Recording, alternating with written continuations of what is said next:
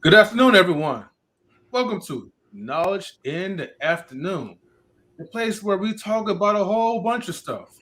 It's your boy M3 with DJ Eddie King. Yeah. How's everyone doing out there today, this morning? Well, this afternoon. Yeah, All I think right. everyone's doing well. Mm-hmm. And, today's subject is knowledge relationships. Who are we and why are we Are we here? here? Exactly. Okay. Mm-hmm. Plus, this is not the only topic. We have other topics too that we're going to try to cover up. So, Yes. So I'll everybody let you stay know. tuned. Yeah. Exactly. Mm-hmm. Stay tuned for that. Mm-hmm. Mm-hmm. So, before we begin, right? Let's give a chance for like the viewers, like the supporters to come in real quick. I know they came in like early, but I want to give a shout out to Kate Marion, who came in. Shout outs to Naya Sim. So thank you Nice to for meet you, Naya joining. Sam. All right. Yes, she's definitely a cool like African sister, and likewise, like we did have our delays. I know we promised 12, but unfortunately, we had other stuff that kind of came up in short notice. Yeah. But we wanted to make sure we prepare you guys with the best content and not rush. So if you guys Yes. don't mind, we do have a cash out, a Venmo, and a PayPal. Hit the PayPal, y'all. Hit everything. Hit the likes first. Get the likes up. Yes, get the likes up. And if Mm-hmm. you're new to the channel, please Please subscribe.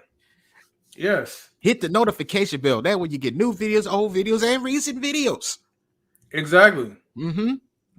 So you know what, DJ Eddie, how you doing today? Well, today I'm feeling really good. The sun is out, the sun is shining, the birds are flopping, and the trees are windy. Sun is shining on me. I hear you on that one, DJ Eddie. Like All right right. now, it's pretty cold up in this house though, but I am enjoying the brightness of the clouds that's going on. Yes. My birds is Yes. chirping, all 11 of them. If I Yes. if I try to name all of them, this is gonna be taking like a whole lot of time. So Yeah. I gotta give it a quick shout outs to JP. Okay. JP. Hey, yo. How you doing, sis? She says, peace and light, gentlemen. So glad to catch you live this afternoon. How's your spirit? DJ Eddie, I wish I had your DJ voice. Thanks for the pull up and love last night. Yes, No ma'am. problem.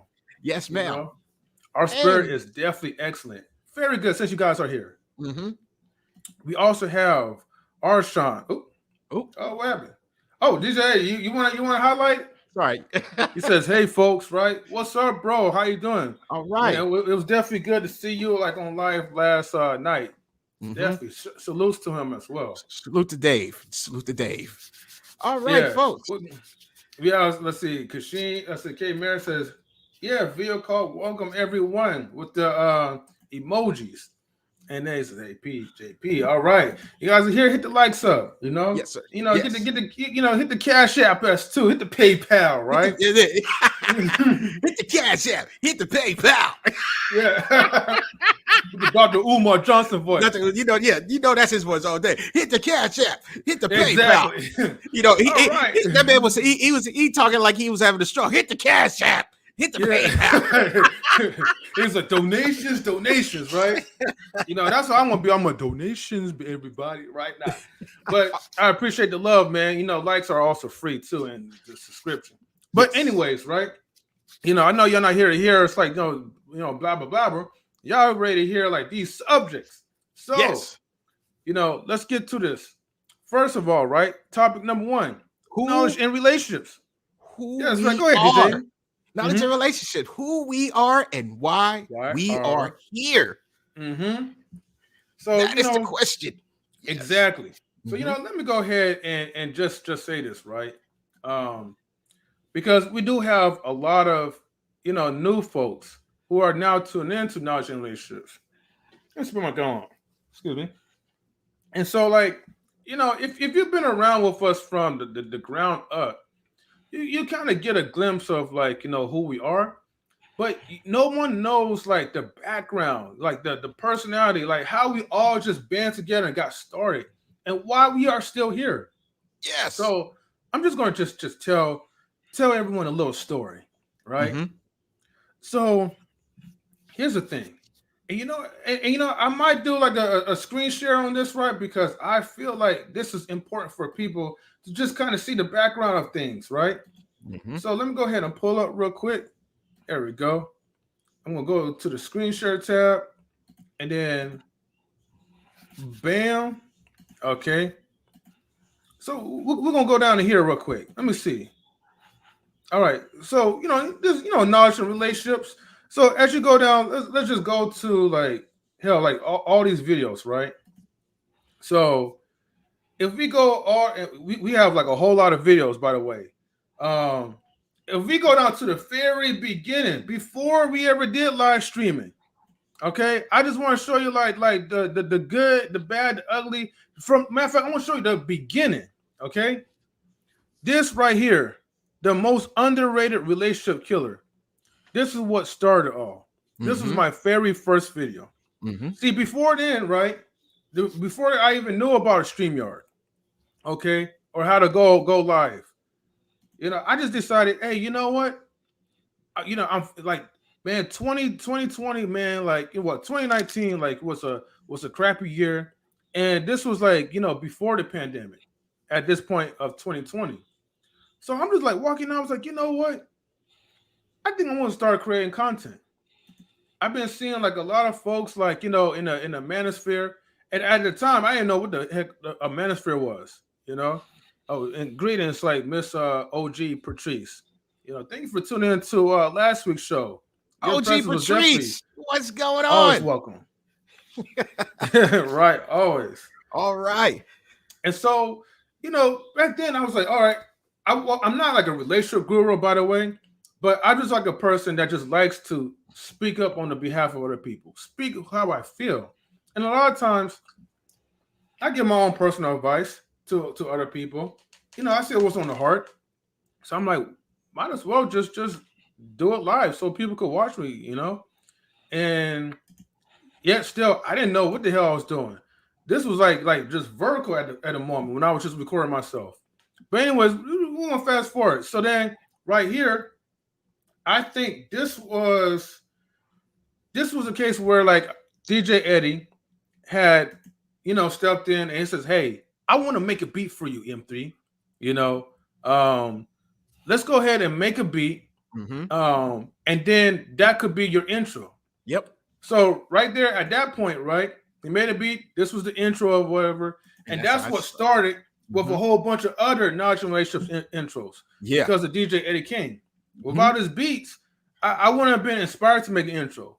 How would it look me making an intro without nothing that makes it pop, that gives you that inspiration, you know? Yes.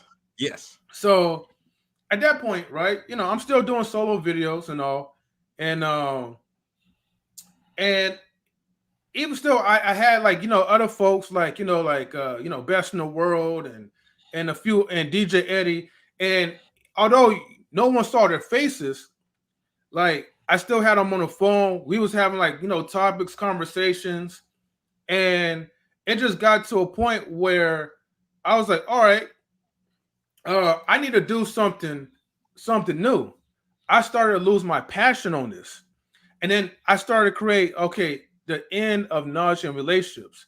DJ, can you see this part where I'm like Yeah, I circling can see it. around? Yeah. Yeah.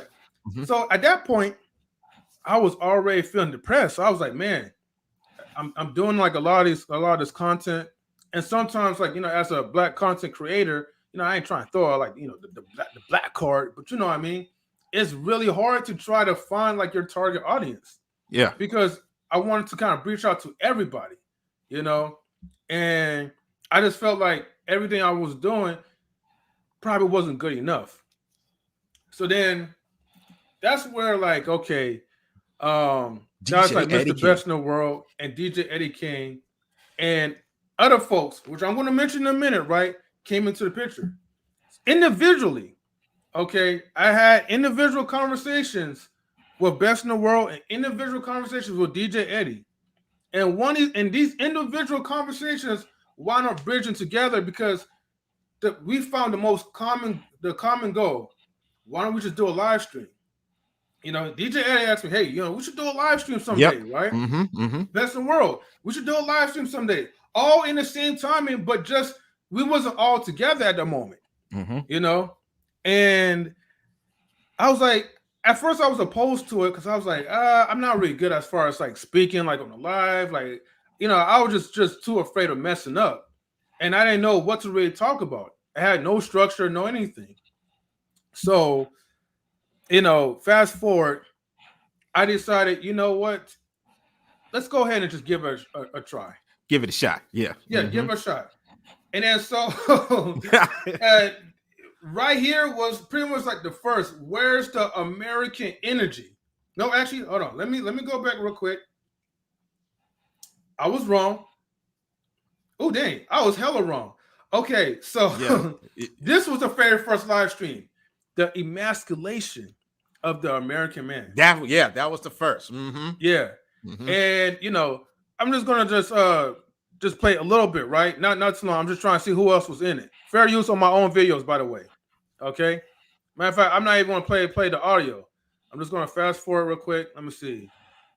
See if I could find. Okay, so even still, I was still talking to myself, but I had other people, I think, in the background that was still talking. You just didn't see the screen yet because I was using a different software at the time. Okay. And All right, so your boy was in shape at the moment. He was fit. Now pandemic was over, and going back to Krispy Kremes. But I'm gonna get back to shape. But anyways, let me go back real quick. all right. So out of these videos, one of these videos was like we started. we started Don't getting click on those. together. Don't click on those. Don't click on those. Yeah. Yeah. We started getting together, right? And that's how like it all started. Mm-hmm. We actually had like one particular person, and she wasn't really a part of the team like that, but she was just helping out, like just as a friend. Yeah. And it was cool, but what? Forget it. Let me just go for it on this one. Yeah. Because I know I could talk in a tangent and put people to sleep. Yeah. But fast forward, and let me close it out. Fast forward with everything. And DJ, do you mind if you highlight some of the people in the chat? Shout outs to everybody who's still tuning in. Appreciate that. Get the likes up. Hello to you as well, my sister. Thank you for still tuning in and listening to like our stories. But fast forward. Me, DJ Eddie, best in the world. We decided, hey, let's start Naj and relationships. Now, it's a thing, right? It initially started with us three, right? But in order, I think it was me, DJ Eddie, then best in the world, some other lady, but then she kind of got out of the group, and then DJ Eddie reached out to one of our most talented sisters, okay, which is First Lady Tammy. Mm-hmm. And I'm gonna let DJ Eddie tell his side of how he reached out to First Lady Tammy because his side is more better. He can explain it more better than I can. Yeah, so when certain women was leaving the podcast, I didn't bring them. They just kind of like volunteer.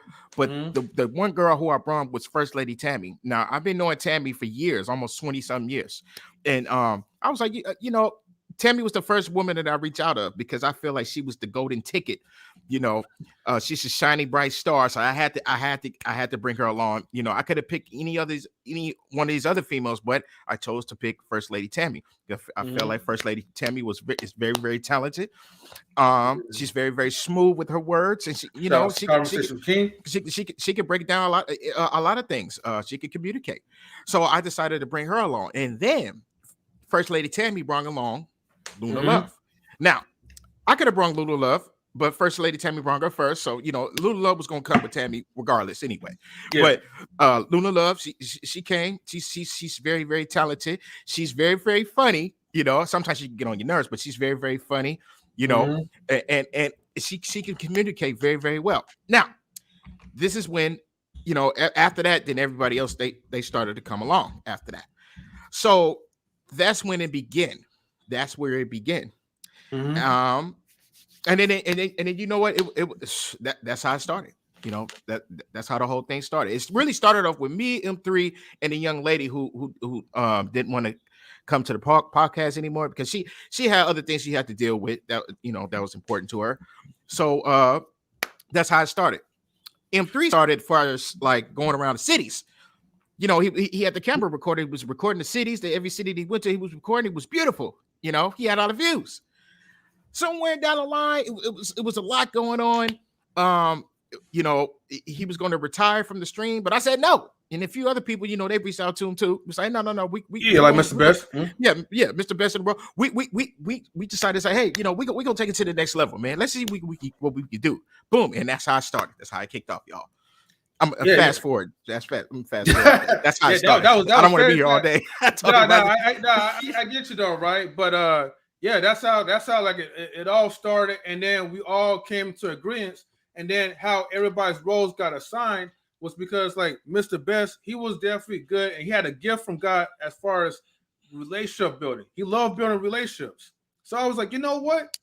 I think you should be a network manager. Yeah. I don't think he ever thought about that. But I was like, you should be a network manager. And at that point, he flourished, you know, which helped brought all the other people, you know, connection with knowledge and relationships. You know, and DJ Eddie, the music man, which brought more inspiration to keep going with content. And First Lady Tammy, well, she is a teacher and she's very smart, you know, and she has a whole lot to say. And she has like cool friends. Like also, don't forget too, you know, brunch time with Dom. You know, Dom.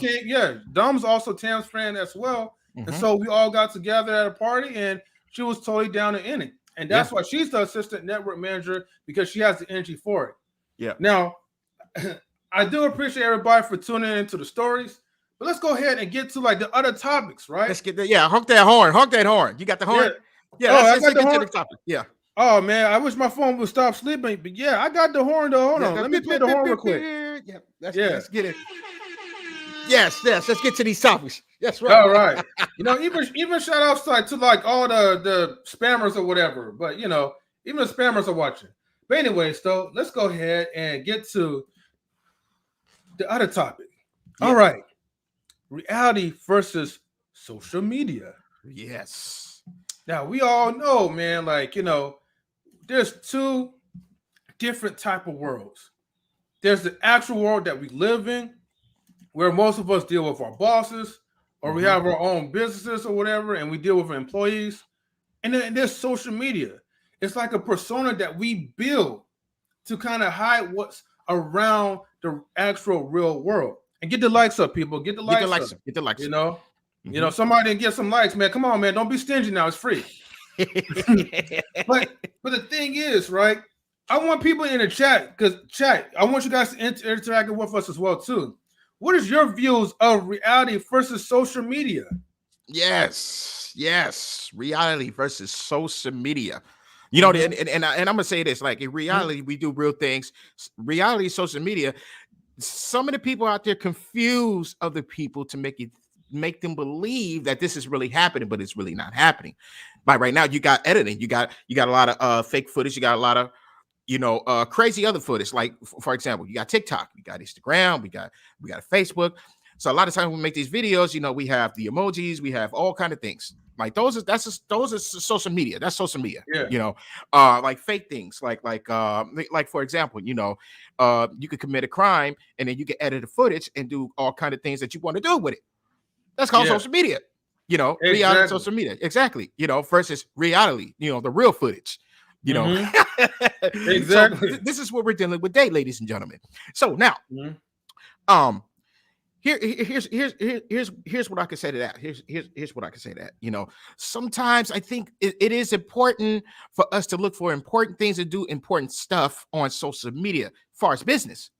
You know, we got to promote our business. You know, we got to go to Instagram, go to Facebook. We got to promote our business. You know, as far as like for a company, for a podcast, we have to open a business and let the people know, like, hey, this is what we're doing over here. We're good businessmen, good businesswomen. So we bring the business to the social media. That's the only time, to me, is the only time this is a good thing. And Facebook. Let's get to Facebook. Facebook, a lot of times, you know, you can comment, like, you can check on your family member. Facebook kind of like way, you could go all the way back to like a tree. You know, you just got to find it. You got to type the names and if you really think about it, now, it's like some of your friends, I know some of your friends, and you know some of my friends. It's just like it's a small world, and that's crazy. Yeah. So that right there is social media, people. That's a social media. But I want the people to realize that, you can't be stuck in social media all your life. There's the real world. You have the real world. You have to really pay attention to the real world, because so many people right now, there's clout chasing. There's a lot of clout chasers who really believe that this is how they life supposed to be. Now, it doesn't have to be that way. Exactly. And that is my time on social media. Hey, that's good. JP says social media is reality. We are the algorithm, even the lies. Okay, so even her point of view is she feels like social media is reality, right? In some cases, like, I get where you're coming from, right? But it's a reality that we create when it comes to social media. Yeah. But but outside of social media, right? The reality is based off of society's point of view of us. And she says, like, stay home. Yes. And then Kim says, smash the like button anywhere you are watching KR with Knowledge and Relationships. Come and smash the like right now here on YouTube. In a minute, we will post like the link so other people could like join in as well too, though. But I get what you're saying. My thing is like with social media, and then welcome to Mr. You know. All right. Welcome to one of our Knowledge and Relationships network managers. The network manager of Knowledge and Relationships. Yeah. I'm about to sneeze, man. Hey. What's up, Mr. You know, how you doing? What's going on, everybody? Not too much. Hold on. I got you. Hey, we need the sound. We need the sound. We need that sound. When we get a chance, we're gonna have to get that sound. You have to put that sound in your sound effects, M3. Well, no, I want to be copyrighted, so I don't want no copyright straight. WWE will sue us. We gotta be careful. Hey, a lot of people getting sued off for fair use, man. So we gotta be very careful about this. Very careful on that. Let me get my intake about like social media, and then I'm gonna pass it to Mr. You know, right? See, but with social media, right, you have to understand, right, that with social media, a lot of people live a lavish life behind on a people's lens, okay? But behind the camera, we don't know what people are doing. A lot of people could be depressed. A lot of people could be suicidal. You know what I mean? But when you look at social media, you're only seeing the best side, the best version of the person who's posting these pictures off of social media. And then it makes you want to live that type of lavish life, but not really understand the behind the scenes work that goes into that. Yes. Is social media like a social reality of people that want to get attention? Or is it something that it's like, okay, that's really a part of our lives now? Because back then, in the oldie goldies, well, what my parents used to call it, right? They didn't have social media. So if you didn't have social media, what was life back then? Yeah.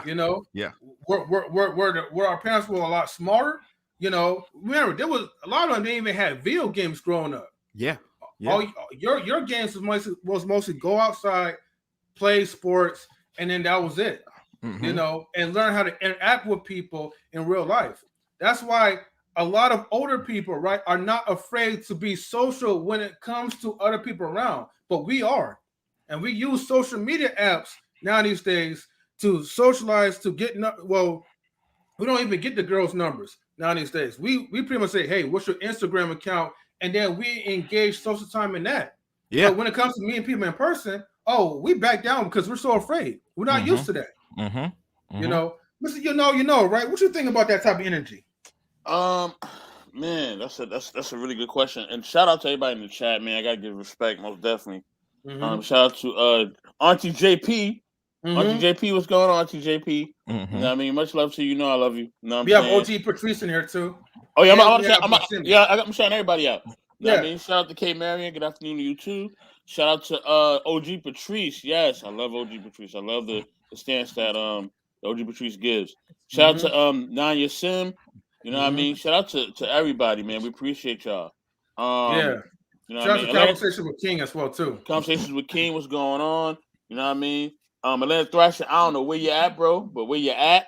Gator Girl, where's Gator Girl? Gator Girl, where you at, girl? Come through. You know what I'm saying? But yeah, man, with that being said, shout out to the team, First Lady Tammy, Damo, the music coordinator, DJ Eddie King. Yes. You know what I mean? Yes. You know what I'm saying? Me, the network manager, Mr. If you know, and of course M3. But yeah, man, with that being said, I think that the problem is the fact that we have to have a balance in life. Life is about balance. So there's times where you should be on social media and there's times when you gotta log off. You know what I'm saying? And it can't be where you are, you can't be outside too much, right? You gotta go inside sometime, right? And you can't be in the house too much. Life is all about balance, man. You know what I mean? So that's what it's about. And I think with social media, I think what people have to realize is that social media is a way for people to connect. As much as I feel like it really isn't, and I feel like it shouldn't be taken seriously. People do take it seriously. They really do base their lives about that. People have lost lives about over social media, unfortunately, and a lot of things have happened over social media. But what we have to understand is that we gotta look at the words, right? It says social media, right? So anytime you're involved in media, the media is controlled by who? The system. You know what I mean? And the system that we live in, which is our legislation, which is our government powers, is corrupt. We all know that. You know what I'm saying? So with that being said, we gotta expect anything. So when you're dealing with media at hand and you're dealing with media inside our system, now every country has social media. But remember, in each country's social media, they have different rules and regulations, right? So in certain countries, you can't do certain things. You know what I mean? Certain apps and certain things are banned in certain countries. Yeah. You know what I mean? Because they don't tolerate none of that. You know what I mean? So, it's a lot different each place you go. But here in in America where anything goes, you know what I'm saying? Yo, it's like whatever's whatever. You know what I'm saying? So, what I mean? With that being said, we have to understand that we're dealing with a corrupt system, that was made, you know what I'm saying, through a corrupt system, and people are going to basically, you know what I'm saying, be affected by that. Thank you, OG. I appreciate it. They're going to be affected by that. So what we have to do is we have to minimize, what we do. Shout out to Dawn Harden too. You know what I'm saying? Shout out to Dawn Harden. Good to see you in here, sis. What we got to do is just minimize our time on there. And we have to understand that everything that we do on here, you know what I'm saying, if we get anything positive about it, we need to count our blessings. You know what I'm saying? Honestly. Because it's not going to be, a lot of times it ain't going to be that. A lot of times it's going to be fake friendship, fake connections, fake everything. And here's the thing, what people got to get over is this. Yes, everybody has an agenda on social media. Okay? Everybody has an agenda in the real world. Yeah. All right? Everybody has an agenda. Whether the agenda is good or bad, that's what you need to be focusing on. You know what I mean? Who has a good agenda, who has a bad agenda? But everybody has an agenda. So when people say, well, I want nobody with an agenda, well, that's a bunch of crap because you have an agenda. You know what I mean? An agenda is basically what you live by and what you're going after. You know what I'm saying? So everybody has that. You know what I mean? So people have to get over that. They have to understand that until you really meet somebody in person, they're not your friend. Okay? Don't get it confused. You can call somebody, family, you can say different things about them, but they're not your friend unless you know them in person. Okay? If you ain't never sat and had a cup of tea with them, you didn't even have a lollipop with them, you know what I mean? You didn't even have a hot dog with them. You haven't had a cup of coffee or anything with them. You don't know this person. You don't know them, and they don't know you. All right? So please, before you start getting all tied up with people or even going at people or going back and forth people, listen, you got to understand, you don't know this person, all right? And in reality, sometimes people that you feel like you don't know them either.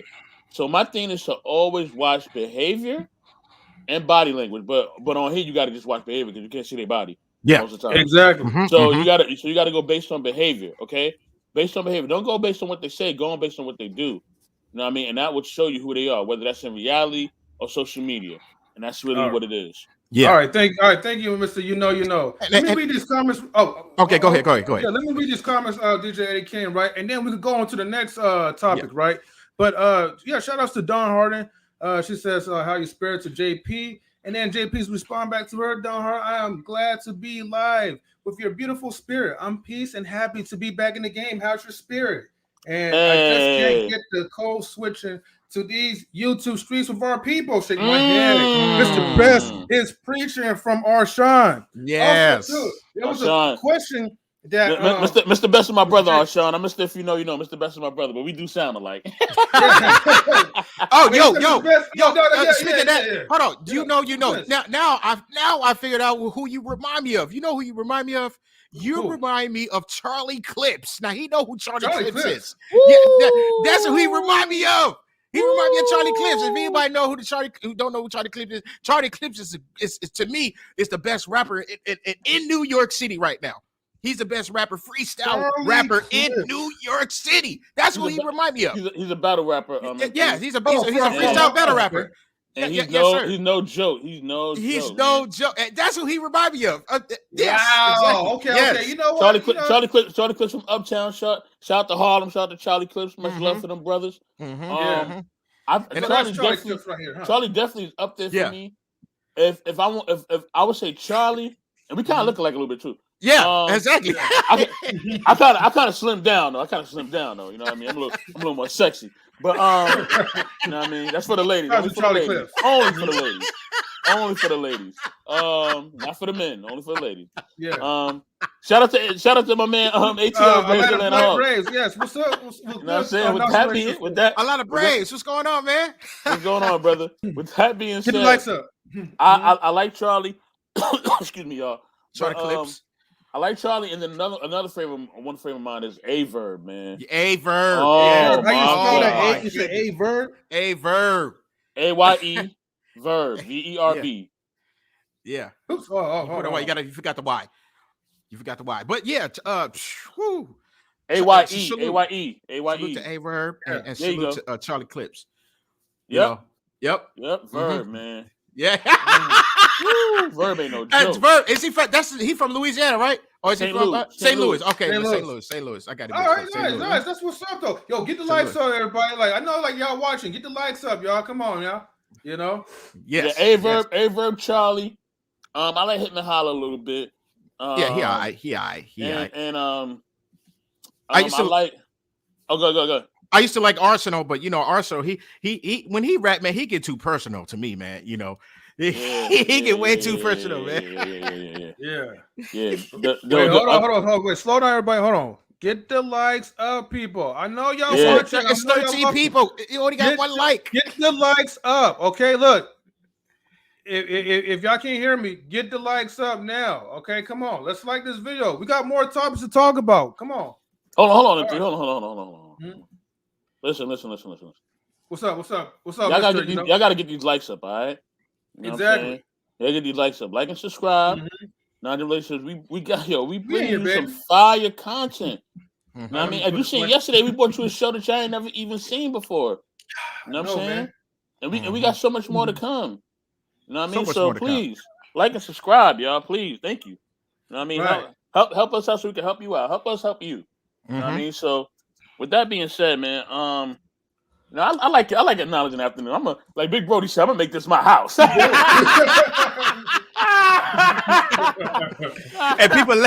people, let's not forget later on the ladies' night at 5:30. Yeah, 5:30 Pacific time. Okay, let's not forget about that. This is later on today. Yeah, 5:30 Pacific time. Ladies' night, folks. Ladies' night. Come on now. Yeah, we gotta get into the spirit, man. All right, ladies' night, 5:30 Pacific time. Kate Marion, please feel free to like highlight that. It's real for the chat. Pacific time, ladies' night. We're gonna have a fun topic. So yes, I can't forget about that. Thank you for whoever. Thank you for reminding me. Was it we definitely want to thank the ladies too, man. Thank y'all for really bringing that fire this whole year. You know what I mean? I want to thank all the ladies shows we got. You know, I know some of the networks I got one, we got 3. You know what I'm saying? So yeah, you know what I mean? You know what I'm saying? So yeah, man. Shout out to all the ladies and all the platform that we have, man. Jessica, shout out to her and her platform. Shout out to all the ladies on Ladies Night. You know, First Lady Tammy, all the ladies on the Ladies Night. Shout out to Queen Dama and Luann. You know what I'm saying? The ladies have been really holding us down. We really appreciate y'all. Now I gotta give them a shout out because I know that the year's coming to a close. So I just want to tell them thank you for rocking out with us for 2021. And then when 2022 come, we definitely rocking out for sure. You must better believe. We still gonna be here. We can't tell you what we're doing. So I'm just letting y'all know. But we still gonna be here for 2022, y'all. We still gonna be here.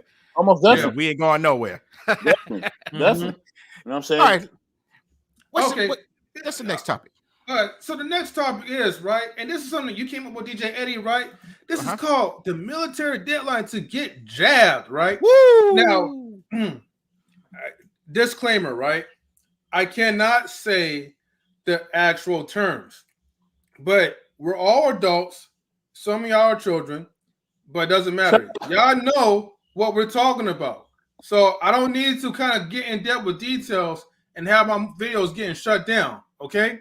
So with that being said, there was an article, okay, about the military troops.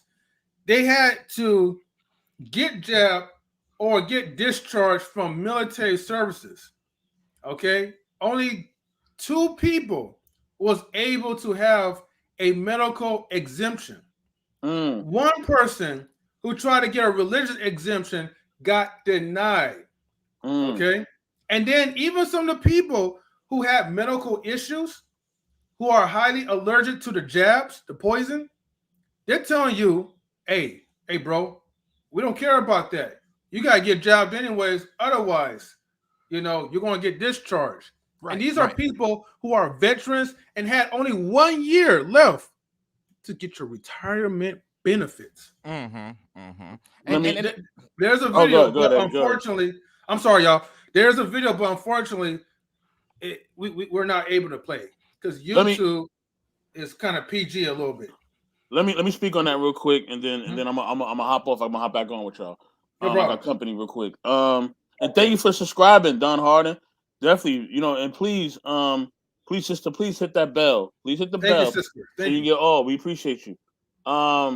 With that being said, I don't know if you have seen this as well, but some people who they didn't get the jabby.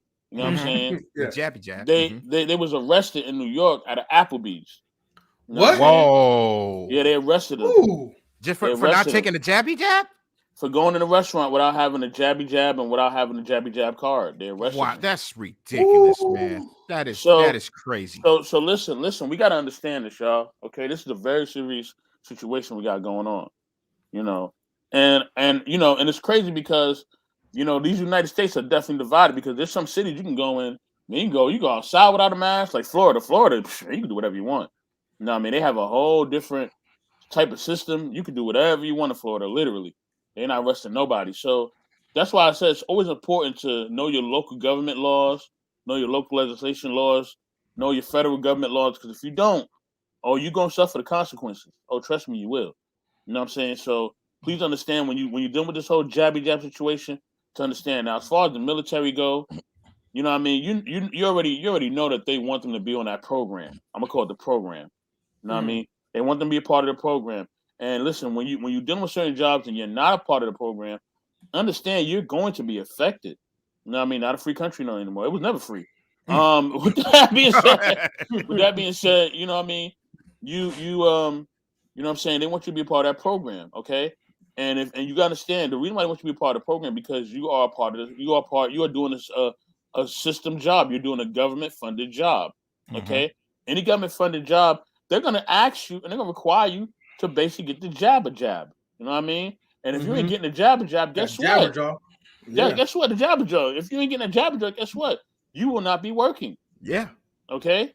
And that's just the bottom line. You know what I mean?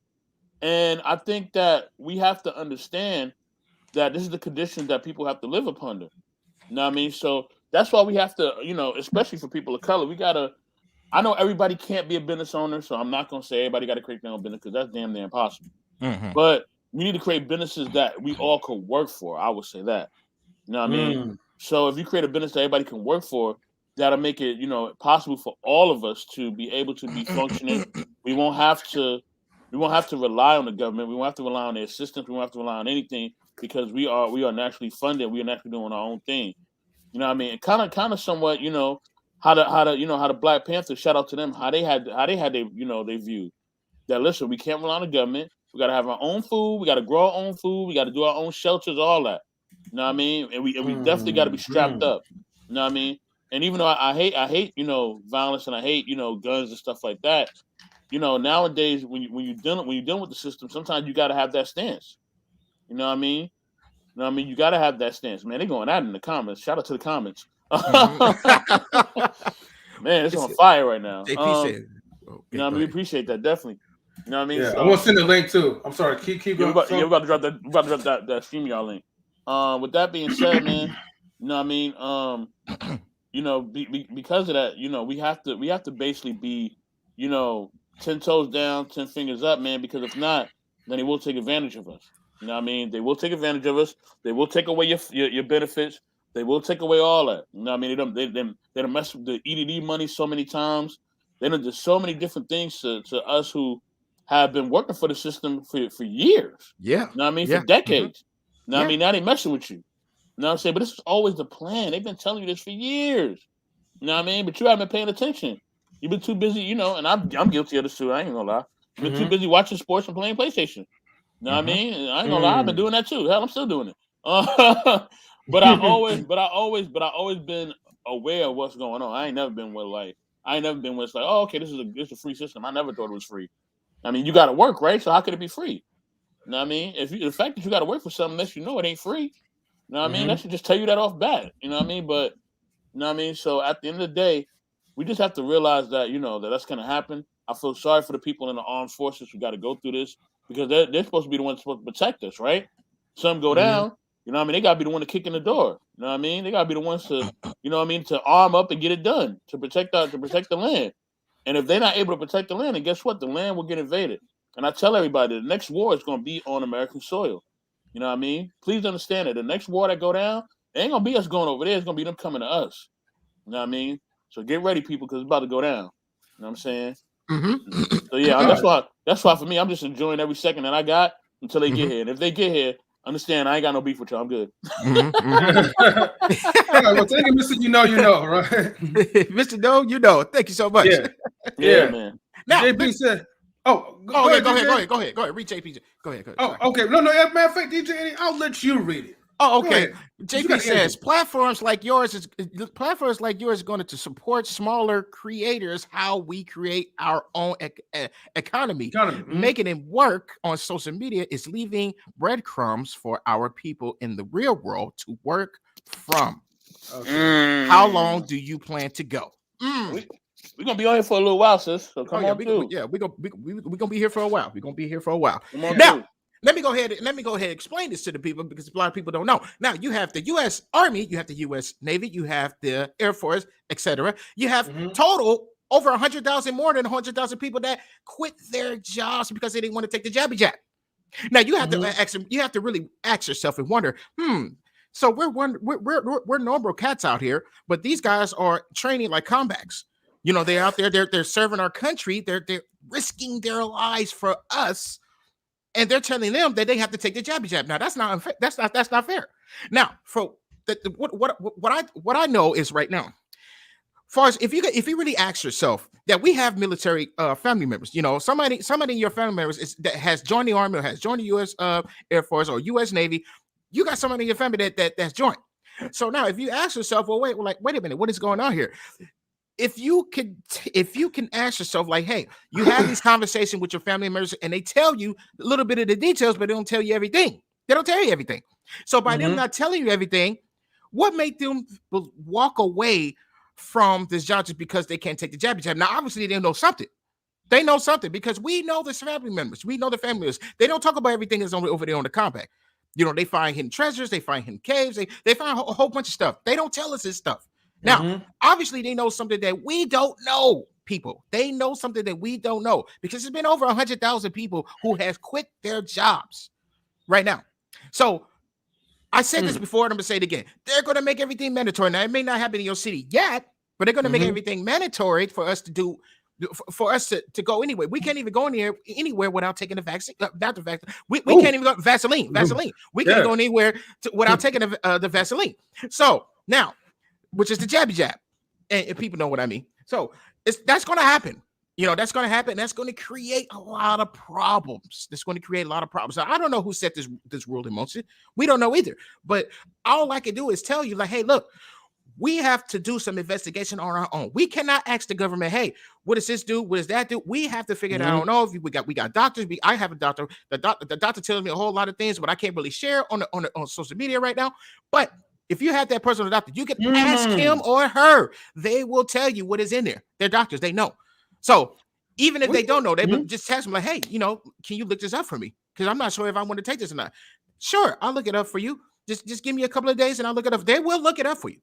But now, as these U.S. military, U.S. Navy, and U.S. Air Force. Now, what shocked me the most is of over 100,000 people quit their jobs, even combat. They quit. So we have to ask ourselves, what is going on? It's got to be something deeper to this. But they just won't tell you. They won't tell you. Which I'm not saying that they don't want to tell you. Maybe they're under a contract not to tell you anything. So basically, if you're out there in the field, they might have you sign a contract like, hey, you can't go around telling the normal people what's going on, what we got going on, what's going on over here. You can't tell the normal people. You have to keep this a secret. Right. You have to keep this a secret. And as far as what we know on the news, it said that the laws has passed for the United States Air Force, U.S. Navy, U.S. military. It had passed for every single one, etc. They have passed. So to me, it's a problem. I don't feel that these soldiers need to take. I feel like these soldiers can do what the hell they want to do. They out there risking their lives, risking their lives for us. Not all right. DJ, you mind if I say something about that? Yeah, go ahead. All right, let me go ahead and switch myself over in. Yeah. All right. So speaking about like the soldiers and troops and all that, right? I think it's a shame, right, that they are getting mistreated that way. Remember, these are the people who are supposed to be in the front line protecting our country. Yes. And yet you are making them to get the jabber jar. Jab. You're jabbing them up. Yeah. And let me ask you this though. What if the U.S. Navy, the U.S. Army, all these other defense people in line decides, you know what? I don't want to take the jab. And when we will all walk off if you try to terminate us. Right. Exactly. Okay? So, but see, the thing is, nobody's really thinking that we really have power that we have, but we're not using it. See, they're doing it as a mind trick because they know that we love our jobs so much. Yes. And that's why you can't make money own you as a slave. You have to own money as a slave. You have to tell people, look, man, this is not right. I don't like my rights to be tarnished. You need to find a different alternative.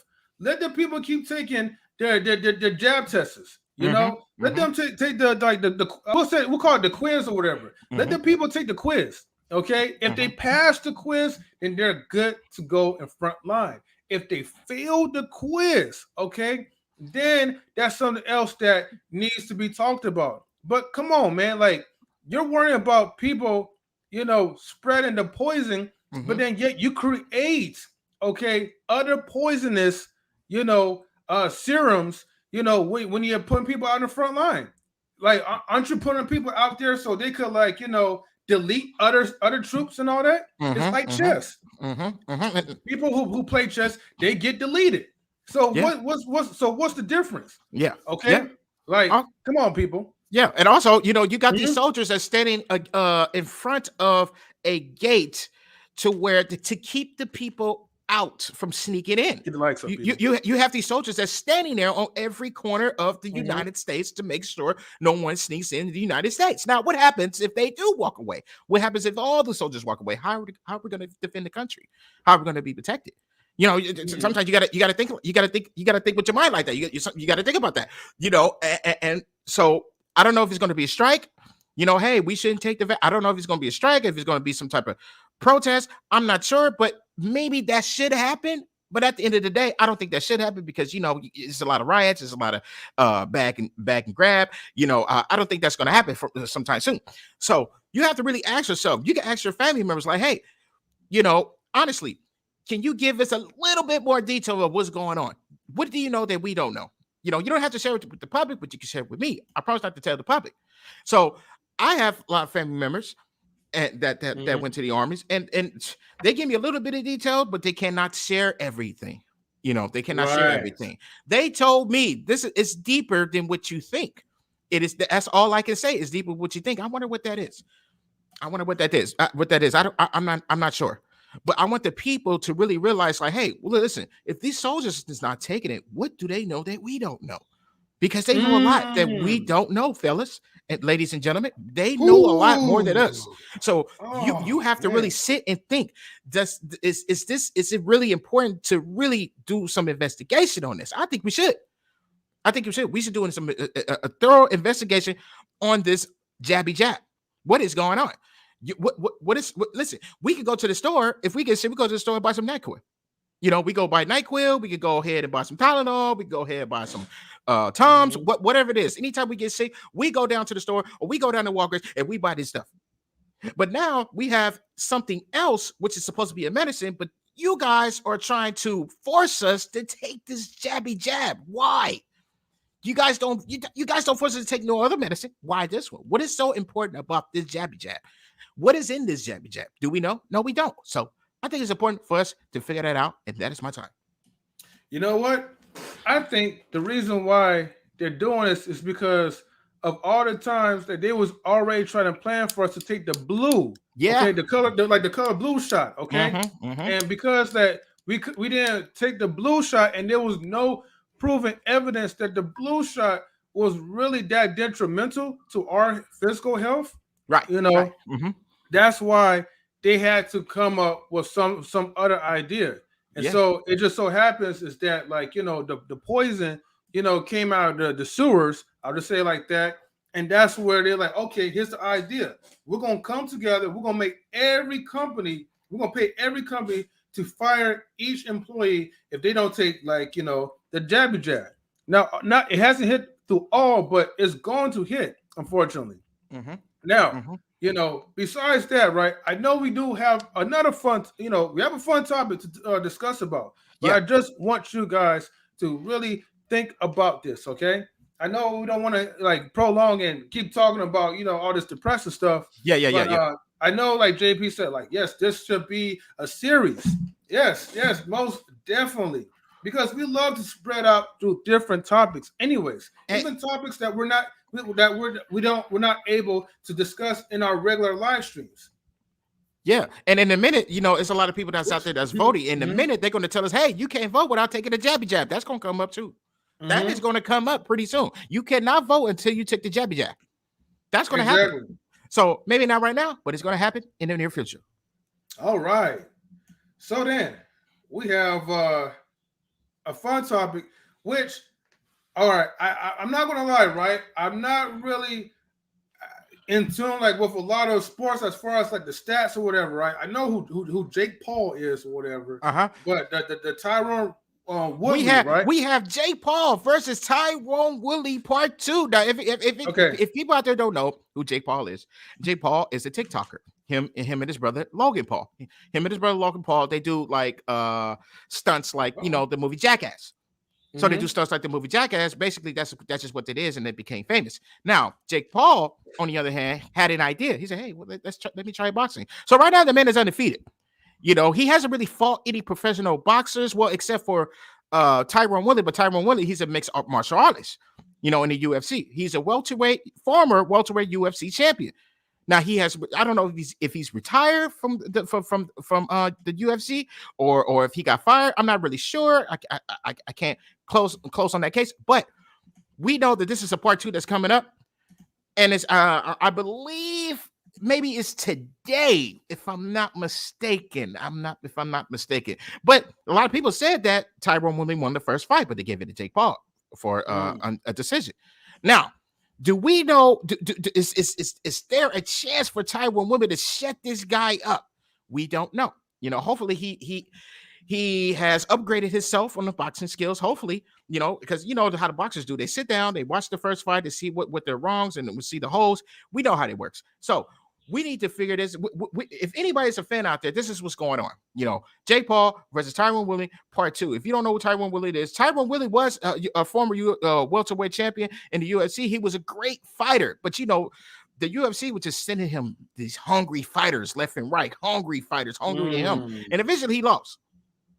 So I don't know if they may retire. I don't know, but we know he's in pro boxing right now. Leave your comments. Let me know who's going to win this second fight. Who is going to win this second fight?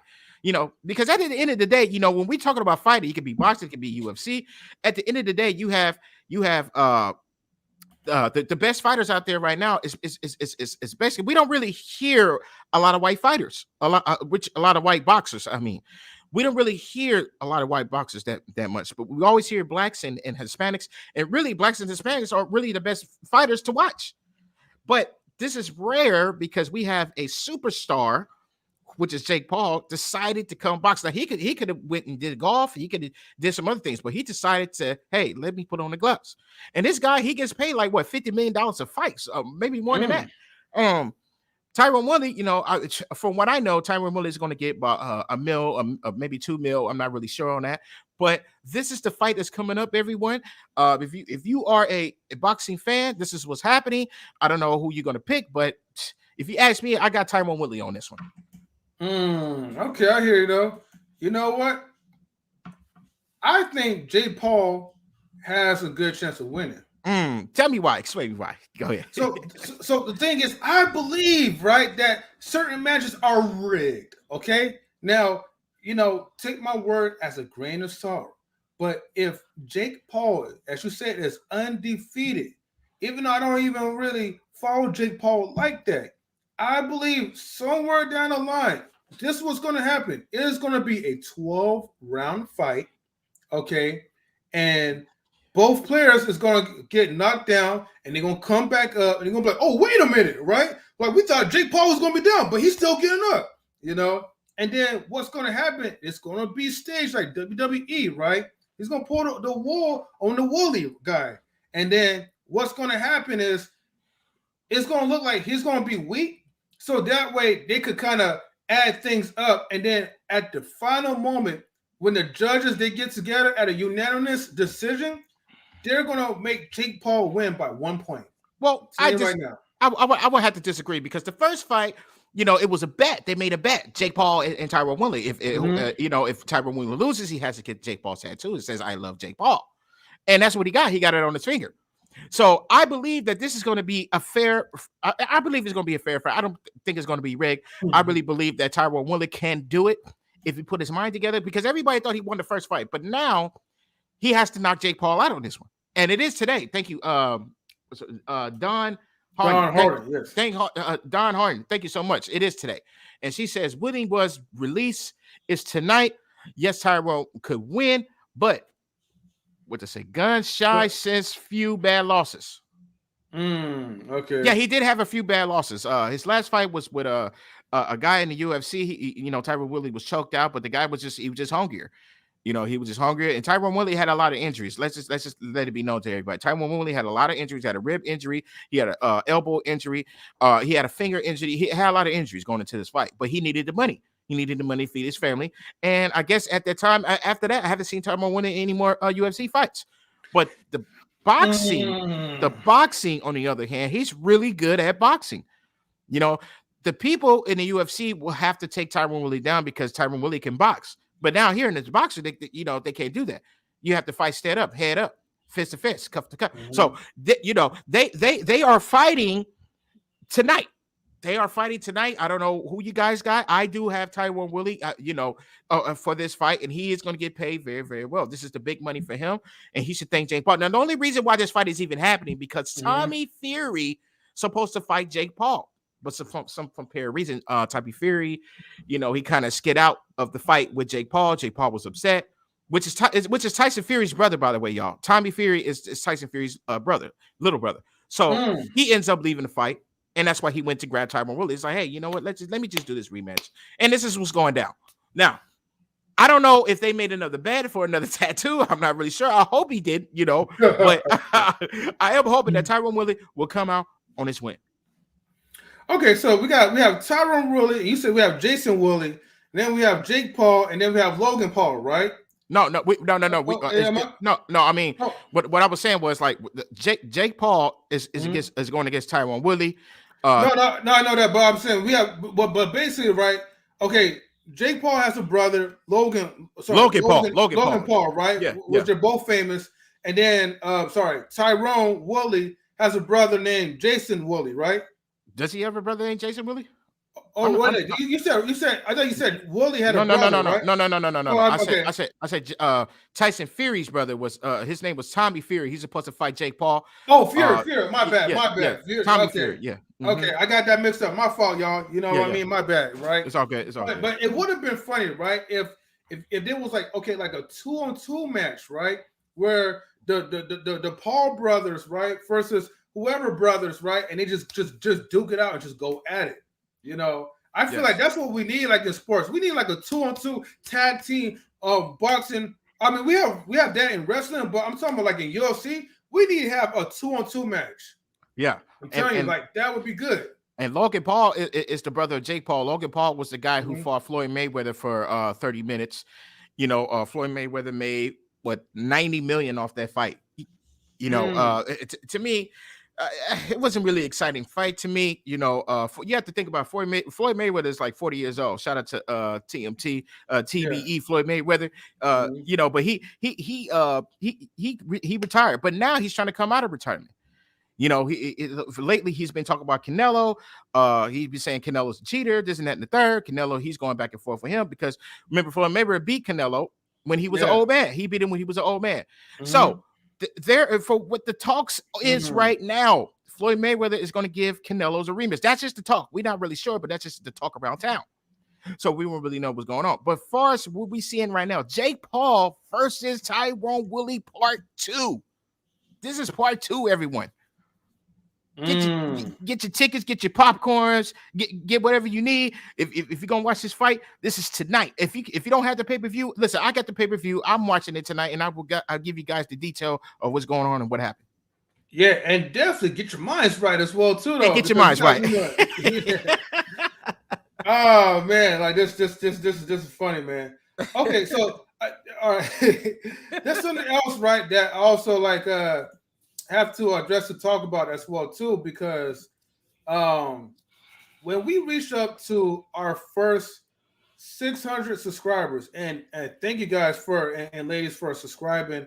Without the help from each and every one of you, like we would not have been where we are right now today, you know. And so the cool part is, and let me go ahead and close this out. So the cool part is that when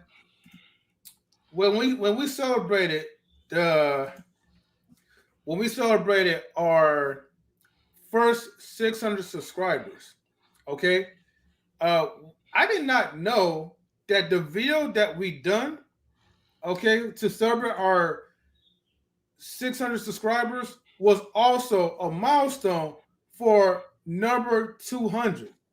So I think that was our 200th video that we produced. And now I think this is like 203, video 203. So I was like, whoa, I was like over 200 videos. Like we're doing milestones without even like knowing it, pretty much. Yes. So I just want to kind of like put that out there as well too, though. Now, again, I want to make sure that we advertise Ladies Night. Okay? Ladies Night is tonight, 5:30 Pacific time tonight. Let me find Kay Mary's comment, because she did highlight Ladies Night. She's like, yes, please join us for our holiday times fun topic with the ladies, 5:30 p.m. Pacific time. Okay, and that is tonight. Yes. 1 week before Christmas. Over 200 videos without even setting the pebbles as milestones. Yes. Man, we've been working so hard, man. We just haven't really been that much focused. We've just been focused on just trying to produce more content for you guys. Yeah. What you gonna say, DJ Eddie? Yeah, I was just saying, what how many topics we got? Is this the next topic? What's the next topic? Well, actually, we cover all the topics that we have on the list. This is just free form right now, man. Oh, this is just free. Oh, okay. Yeah, we're just getting in, like, yeah. Oh, okay. Now, guys, if you can really think back, if you really go back and think of the times when the gas used to be 99 cents. Ooh. Now, today's day, it is $6 a gallon. $6. Now that's whoa, way overboard. Hold on. You said it is like $6 per gallon. It is $6 per gallon right now, ladies and gentlemen, at the gas. Now, Wow. in this state, it's $6. Now, I don't know in other states. Okay. Yeah, I don't know in other states. It is $6. But the gas tank used to be 99 cents back in the days. Now you will have to spend like what, $50 just to give half a gallon in your tank, just to get half a gallon. Now we used to spend $10 just to get a full tank back in the days. It was 99 cents. Or $10 just to get half a gallon because it was 99 cents. But now it's today's time. Wow, everything just went up. Everything went up. The food is going up. You know, the bag of potato chips is like $2.50 now. It used to be 99 cents. Then it went up from 128. Then it went up from whatever would it go up? 198. Now it's like $2.50 now for the bag of potato chips. You know, the waters had went up for $2. Used to be 99 cents. Now it's $2. Okay, for where I'm at. It's $2. Everything is going up. It's just going up slowly around United States of America. Now I don't know how you people feel about that. You know, pretty soon, you know, hey, you know, if anybody's riding the bus, anybody's riding the bus station, anybody's riding the train, everything went up. Everything went up. Okay, so if everything is going up, you know, they need to raise the prices. You know, they need to give us a raise at all the jobs. I feel like they need to give us a $20 raise at everyone's jobs because if all these foods is going up, we need to get more money. But that's just my take on that. What do you think about that, M3? Well, I think it's downright sad, and that's why you got to have either a hybrid car or you need to have a Tesla. Somewhere down the line, you got to have some type of electric cars because the thing is, okay, the gas prices is not getting any better, man. It's not. You know, even Roshan says, he says, it broke my heart to have to spend $30 on gas and not have a full tank. Oh, damn. Woo. You know, it says get a hybrid e-vehicles train. There's no reason for the rise in the, let's see, what is it? Oracles? Something like that? Can't pronounce that one. Other than the power that be the fat off the top. Yes. Mm-hmm. You know, and yes, he said, yeah, I definitely feel you. So yeah, it sucks. Yeah, it is. You know, and you know these places where you get your car fixed. You know, switch working on brake. Let's just say your brakes need to be fixed. It used to be $60. It doubled that and went up to 120. Everything went up. Like the windows. If your windows crack, used to be let me think. I think it was $100. Oh, real quick, we gotta get Colin Mitchell. Colin, what's going on? Yo, I'm still loving the avatar, man. Looking like a grown man, bro. You know, I remember we had that first picture, man. He looked like he was drinking the milk from the bottle, like when, right? Now he got look like a can of Corona beer, bro. You know. All right, he think look, okay, he says crazy to think we got to flip up at least once a week, and it's $60. That shit adds up quick. Yes, it does. Yes, it does. Colin, please join the live stream, man. We want to talk to you, bro. Come on, Colin. Hey, you know, from looking at this picture, Colin look like he owns Tesla. That look like he's owner of Tesla. Colin, man, how you doing, man? Yeah, won't you come to the live, man? Stream out there, man. Yo, join the stream, and join the stream, man. We gotta have a conversation, man, because we need you right now, bro. We definitely need you right now, man. We want to catch up with you a little bit. Yeah. Even if you have just a little bit of time, join the live stream. It's up there. I post on there. So yeah, and you know, I've been hearing about this new movie, Spider-Man. I don't know if anybody went to go see it. I've heard it was the bomb. You know, have you seen the movie yet? I haven't seen the movie yet. I haven't seen it, but you know who I see? I see Cole. Let's go. What's up? How are y'all? Oh, bro, how you doing, man? I'm really hungover. Colin, my main man. What is going on, man? Dude, I finished this semester with a 3.4. Woo! And we got one more left, and then we're out. We're out. Woo! All right. So we grind in school. We trying to get out of here, and then you know, I cannot wait. I cannot wait to make my own money. Right. Oh, shout out to Primo. He said, salute, Ken. Salute to you as well. Primo, shout out to Primo. Knowledge and relationships. Please subscribe to the YouTube channel. And please get the likes up, people. Get the likes up. We got 14 likes. So thank you so much, everybody. Yeah. Right, and for what I wanted to say was about school. Now back in my days, we used to have homework. We used to bring a lot of homeworks back home to us, like from science, from geometry, English. We had a bunch of homeworks back in the day. Now, this time of day, they can't bring homework home. You would have to finish the work inside of these schools. And that's new to me. That's an easy graduation right there. What do you think about that, man? That's crazy.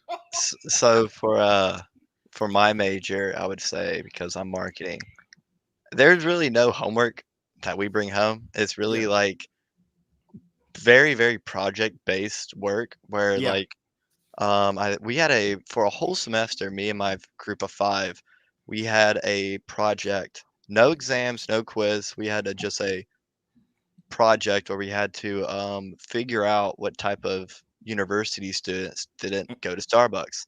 We had to collect data.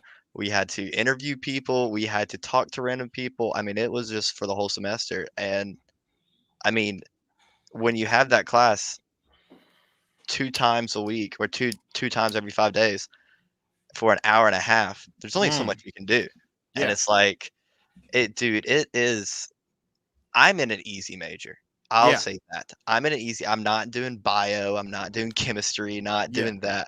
Yeah. But they have the hard shit. They have homework every day. They have all this stuff. But like, I'm taking it easy. I'm getting my degree. I'm taking it semi easy route, but I am getting another minor. So I'll graduate next semester with 2 minors and a major. So So man, we grind and we grind. Congratulations, Colin. Congratulations, man. I'm so happy for you, man. Thank you. I really am, man. Yeah. Colin, man, like, I'm always going to say this, man. You know what? I want to speak on behalf of me and DJ Eddie and the rest of the crew. Yeah. We're always going to be so proud of you, man. Man, I appreciate that.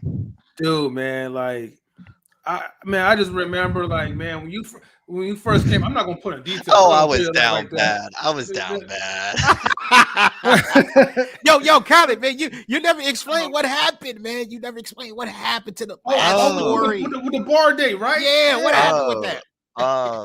I got cucked by her best friend. So her best friend cock blocked you? Yeah. Oh man, hold on. I gotta play the failed music though. I'm sorry, man. Oh my goodness, man. It's all was her friend ugly? Was it yeah, pretty bad. Yeah. But the worst part was her best friend was like, so I met this girl through that girl. That was my best friend for like 14 years, 15 years, something like that. And then we go to the bars and she was like, I don't think it would be a good idea. And then I was like, bro, why are you doing this to me now? And then, but I will say this, Queen was right, because I think I was chasing something that I shouldn't have. And I'm really happy that it ended like that. I was like, one and done type of situation. It's like, all right, you have a good life. I have a good life. Yeah. Wow. And you know what, Colin? And I got a question for you, man. We did a topic on similar to what you're talking about. We did a topic on should men be friends with women who are married? Like for example, like let's just say you got a best friend, your female best friend. Yeah. You've been knowing her for over 20 years. Let's just say that she got married, right? And everybody likes up. Let's just say you got married. Is it right to still be friends with your best friend? Can you still communicate when you're married? I think it really, really goes down to the relationship you have with that person before they got married. Yeah. I think I think you, like, let's say like I go to the bar, I meet this girl, and she's like, "Oh yeah, I'm married." No. I did not know that girl. You don't. I think once you get married, like, the whole relationship just completely changes. Hold on a second. No problem. In the meantime, right? You know what? Colin just made me want to talk about another real topic. You know, just for the sake of it, we're gonna call it chick blockers. Okay, chick blockers. Okay, let's get it. Chick blockers, right? The hate is mad real, man. Matter of fact, hold on. I want to change it. Mad real. Hold on. I'll be right back with that. The hate is just not real. The hate is mad. Yes. Real.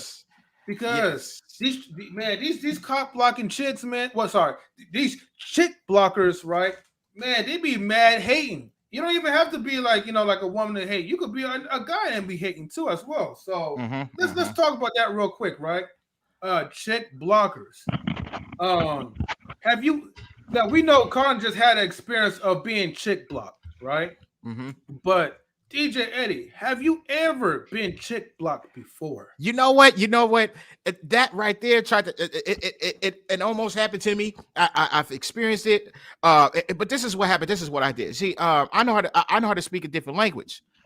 You know, I am Jamaican. I know how to speak a different. So we started speaking in that language instead of talking English, because every time we talk English, she wanted to butt in and say something. Oh, you know, you don't have to do this. You don't have to do that. So I started speaking a different language so she couldn't understand what I was saying. So I was like, yes, I got her. I was like, yes, she can't understand what we saying. She had to tap her, like, what are you guys talking about? That and the third, you know. And obviously the girl was like, listen, we're talking, you know, this is, if you don't understand, then I'm not going to tell you. So basically I got away with that one. You know, I had got her number. She gave me her number. And this is at the time when we had those cellular phones. I think it was called Nokia phones. It was those Nokia phones. It's not the touchscreen phones. The indestructible phones. Yeah. Yeah, we had those phones back in the day, you know. Yeah, it was crazy times, man. It was crazy times. But I have experienced those, man. And this was an ugly chick, by the way. She was ugly. She was her. You know, I actually asked for a free bag from the lady at the restaurant. I asked for a bag so I could give it to her. You know, and then when I get the bag, I gave it to the woman. I said, "Get that to your friend." She's like, "She's gonna be mad." I'm like, "Just give it to her. Don't say that. Just give it to her." You know, so she can put that over her face. So she wanted to put it in my conversation. But that's what happened. That's a true story. That is a true story. I was a young buck. You know, I was young. You know, I was like, wow, 15, 16. You know, I was young. You know, that was back in the day. But go ahead. Yeah, you see, this is why I want to learn like different languages, man. Because like, see, the thing is, right? I had a whole lot of experience with chick blockers. Okay, yes, dude, I swear, bro. Anytime when there's like a nice, fine woman, okay, it always be either a religious guy or woman, or it could just be somebody from school or whatever, right? These people be chick blocking so hard. They'd be like, who the fuck is this guy? And the worst, it be the chicks from your church that you go to. And you know what? Remember, you have the pretty swans, and then you have the ugly ducklings, right? So the ugly ducklings are the main ones that chick block, the chick that you're trying to click with, right? And then so they just click clack, and they just snip off the communication. You know what? Because here's the thing, right? The weakness for women, right, is that women validate the opinion from their peers, right? And ugly women. Yes. Ugly peers too, right? But the thing is, the problem is when you approach, it's like when you approach a woman, you have to approach all of them because they come in a group, right? And when they come in a group, you got to make sure it's almost like you're kissing up to all of their asses, even though you would never talk to them one-on-one on the streets. But you're trying to impress the chick that you're talking to, and you're hoping to God that, oh my gosh, this ugly bastard is looking at me, mugging like she want a T-bone steak, and she knows that I'm not gonna give it to her. Right. Yeah. But the girls, they be like, look, girl, look, he looking. He looking at you. Turn around. He looking at you. See that guy looking? Oh, he's coming over here. Girl, we bet not talk to him. That's how they talk to each other. Yeah. You bet not talk to him. I'm gonna take. No, you know the worst part too is like you'll be having this conversation with someone, like an actual, like serious, like good conversation one-on-one. Nothing's weird, nothing's wrong. And then my friend, oh, what y'all talking about? Exactly. I'm like, wait, what? I was like, who are you? Exactly. Where'd she come from? Yeah. It's like, well, you just butting in. I'm like, what are you guys talking about? What you doing? Why you looking at her like that? Would you like her or something? That's the first. That's what they be saying. Oh, you like her or something? Like you all over my friends. Like Dude, and true story, right? And DJ Eddie, I know you wasn't around this, but there was a person that we know, right? Yeah. I'm just gonna call him Reese's Oh, Pieces, right? Reese's Pieces. Oh my Yes. goodness. And that Negro man was the biggest cock blocker ever, Ooh. bro. I remember there was a time, right? Me and a couple of friends, right, from college, we were just hanging out, having fun. We were like in our young 20s. So we just got tired and we all took a nap. Now I woke up with holding the with the girl holding my hand. Well, I guess we're both holding hands or whatever, because you're touching my hand and I'm touching yours. Yeah. And so, she was like, hey, or whatever, right? And I'm like, hey, right? And you feel like intimate connection, and then this dude woke up, right? You're like, oh no, you can't do that in my house. You can't do that in my house, man. You can't do that. Oh my god, dude, you're people like that. Dude, you're laying down with a chick. You're laying down with a chick. What do you mean I can't do that? You're laying down in another bed with a chick. He's talking about, I don't want no sex in this house because I don't want to get kicked out from my apartment. Oh my goodness. And I'm like, if you don't kick bro, there's an unspoken rule. There's an unspoken rule. It's like, if you walk in and you see two people on the couch, don't be in the room. Exactly. You're not supposed to be in the room. Like, go to your own room. Somewhere else. Go to the bathroom. I know. Or stay outside and just deal with it. It's like, but this the thing though. You brought those chicks over. You the one that said, "Hey, let's holler at these girls." I'm gonna bring some girls over. Then when I started hollering, we started doing our thing. You go, hey. You can't do that in my living room. You can't dude, go in the back room. What are you doing here? I'm not even finished yet. I'm come on, man. I'm right in the middle of something. You tell me you can't do that in my house. Are you paying my rent? Are you paying my PG&E? Like, dude, my rules. Oh my god, baby, you want to go outside? Let's go outside. We went outside. We went outside. You want to hate no fan like that? You see that tree over there across the street? Let's go over there, man. Ain't nobody see us. 6 a.m. But that's how it was back then. It was crazy. We was young, man. We was young. Yes. But yeah. Go ahead, M3. Yeah. I know people in the chat have this experience, man. Yeah. Even Primo said, he's like, man, facts or whatever. Yo, Primo, I got the stream up there, man. If you want to join in for a bit, man, and have a conversation, even about chick blockers, man, feel free, man, to join in for a bit. Yeah, it's free, man. It's free. Yes, Come on, jump on in, man. And like I said, just like and subscribe, man. I'm for sure you already liked it, but subscribe or whatever. So, anyways, yeah, man. Dude, I used to get so pissed off, man. Dude, there was a time where, oh man, okay, so I know this is gonna sound lame, right? But remember, I was in my young 20s, and at the time I was super religious, right? So I was following the rules, right? Yeah. Well, I was breaking the rules, but you know what I mean. And so you were bordering the rules. You're like, I'm gonna fall to a certain extent, but yes, exactly, right. So the church I used to go to, right, which I'm not going to say their names, they had this rule where it's like, okay, in order for you guys to be pure, we don't want you guys having sex, right?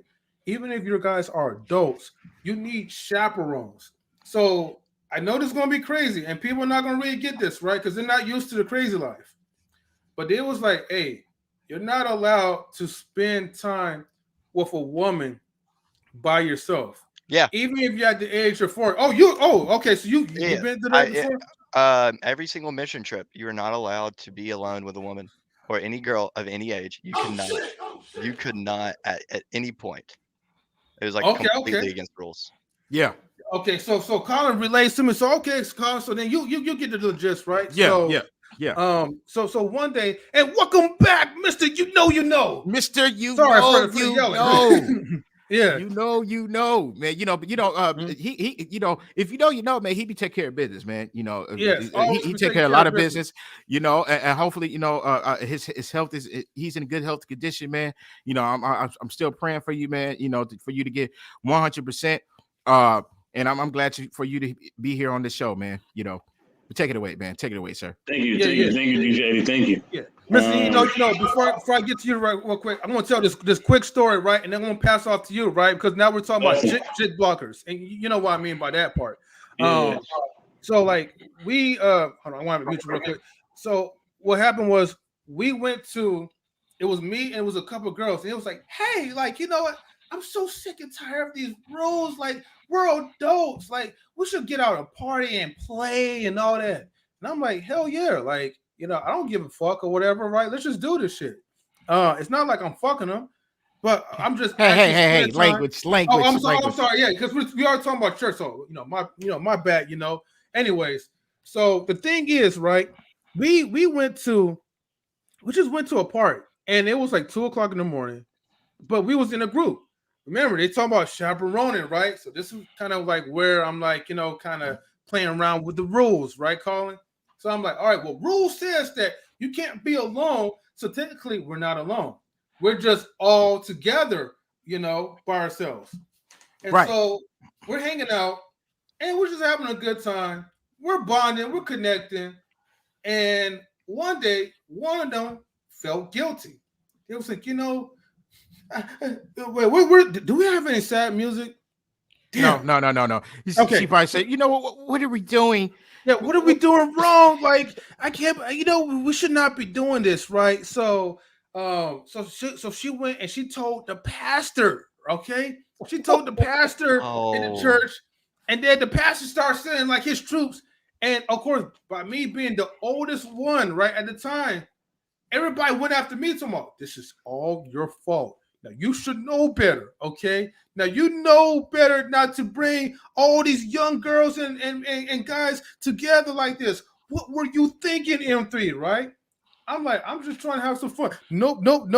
You guys are being lustful. You guys are sinning. Like, right? No, that's all bad. And so I was like, damn, man, like, it was just so crazy how just people just get like so overly emotional about this whole like you can't spend time with this woman, can't spend time with this guy, just straight blocking. Yeah. So yeah. Go ahead. I was gonna say something, but go ahead. Best if you don't know. Yeah. Mm-hmm. Mr. Yeah. And thank you, man. Thank you, Eddie, for the blessings, man. Appreciate it. No problem, man. Shout out to everybody. Shout out. I'm definitely gonna shout out. Everybody in the home. Shout out. To my lady. You know what I mean. She in the home right now. She knows who she is. You know what I mean. Also, shout out to our friend Gina who's over. Shout out to Gina. Hey, Gina. Shout out to Gina. Had to give her a shout out. Yeah, I had to give her a shout out. That's our friend. That's our sister. And my man Colin Mitchell in the house. What's up, Colin man? is in the house. He is in the building, man. You know what I'm saying? Look like he just came back from golfing. Yeah, he do. He do. Hey, I can bring my clubs up here real quick if you want to see. Oh, you do golf. You do golf. Okay, that's what's up. With that being said, oh yeah, Queen says hello, Colin. She says hello. Hello, how are you? Yeah. She said she's gonna check on you in a minute. She kind of busy a little minute. Yeah, she's at Queen's in the house with us too. She's chilling in the house with us too. Now, with that being said, and shout out, of course, to M3. You know what I mean? You know what it is, M3. With that being said, I think in relation to this topic, I think that I don't think with the church rules I don't think there's nothing wrong with them having boundaries, but it's twofold, right? Mm-hmm. So if you're gonna have a boundary, then that boundary is to be for everybody, right? And that's the problem. They didn't make it for everybody. You only made it for certain cats. You only made it for certain people. You know what I mean? You didn't say, yo, everybody's gonna follow this standard. You know what I mean? And then it's not a standard, it's favoritism. You know what I mean? Because you're not holding everybody to the same standard. So you can't tell me I could only eat turkey, you know what I mean? But then everybody else can eat whatever they want. You know what I mean? Like exactly. Like how is that fair? It's not fair. You know what I mean? So that's really the issue. Yeah. That, and then also, you know what I mean, you have to treat people with respect. You know what I mean? So when you're not respecting others and you're not treating them with respect, then people are gonna feel like, man, you're not respecting me, you're not showing me that love, so why should I listen to you? Right. You know what I mean? You're not giving me respect as a human being. You know what I mean? So That's what it goes down to. Having a standard and having morals and values, there's nothing wrong with that. But A, you gotta hold everybody to the same standard. Yeah. And then B, you gotta respect people in that standard. Mm-hmm. No adult should be told what to do. You know what I'm saying? You can advise them. Yeah. You can give them advice. You can kind of try to point them in the right direction with scriptures or with good sayings or whatever you believe in. You know what I'm saying? You know, we're not trying to bash no religion or nothing. Whatever you believe in is whatever you believe in. Right, you know right, what I mean? right. So Yes, with that being said, you could hold people to a certain standard. You could try to encourage them. When you try to control them, that's a whole different situation. Yeah. Don't no grown person want to be controlled. You know what I mean? Especially, you know, you've been dealing with control your whole life as a kid. You know what I mean? Because your parents are telling you what to do. Now that you're of age and you're an adult, you ain't trying to listen to what nobody telling you to do, especially if they ain't making no damn sense. You know what I'm saying? You know, if you're gonna tell me something, it's gotta make sense. There's gotta be some facts behind it. You know what I'm saying? You know what I mean? Don't, you know, it's okay, like I said, it's okay to try to protect people, try to guard their hearts, try to do all that stuff. That's cool. But there's a line. You know what I mean? So when that line, you know what I mean, is not met with respect and love, then you crossing the line. Yeah. You know what I mean? Yeah. You know what I mean? And then when you're doing things, when you're talking about people behind their backs, when you blaming people, and you're trying to sabotage people and trying to basically, not only basically embarrass them, but you're trying to ruin their reputation. You know what I'm saying? You trying to make these people seem like they criminals or whatever else, or they thugs, whatever else, and these people are not that. They just only thing they're coming to you for help, and they're coming to you for a place to be saved. You know what I mean? The church is supposed to be a sanctuary, right? Supposed to be a place where you come for comfort, love, and support. And when that's not happening, you know what I mean?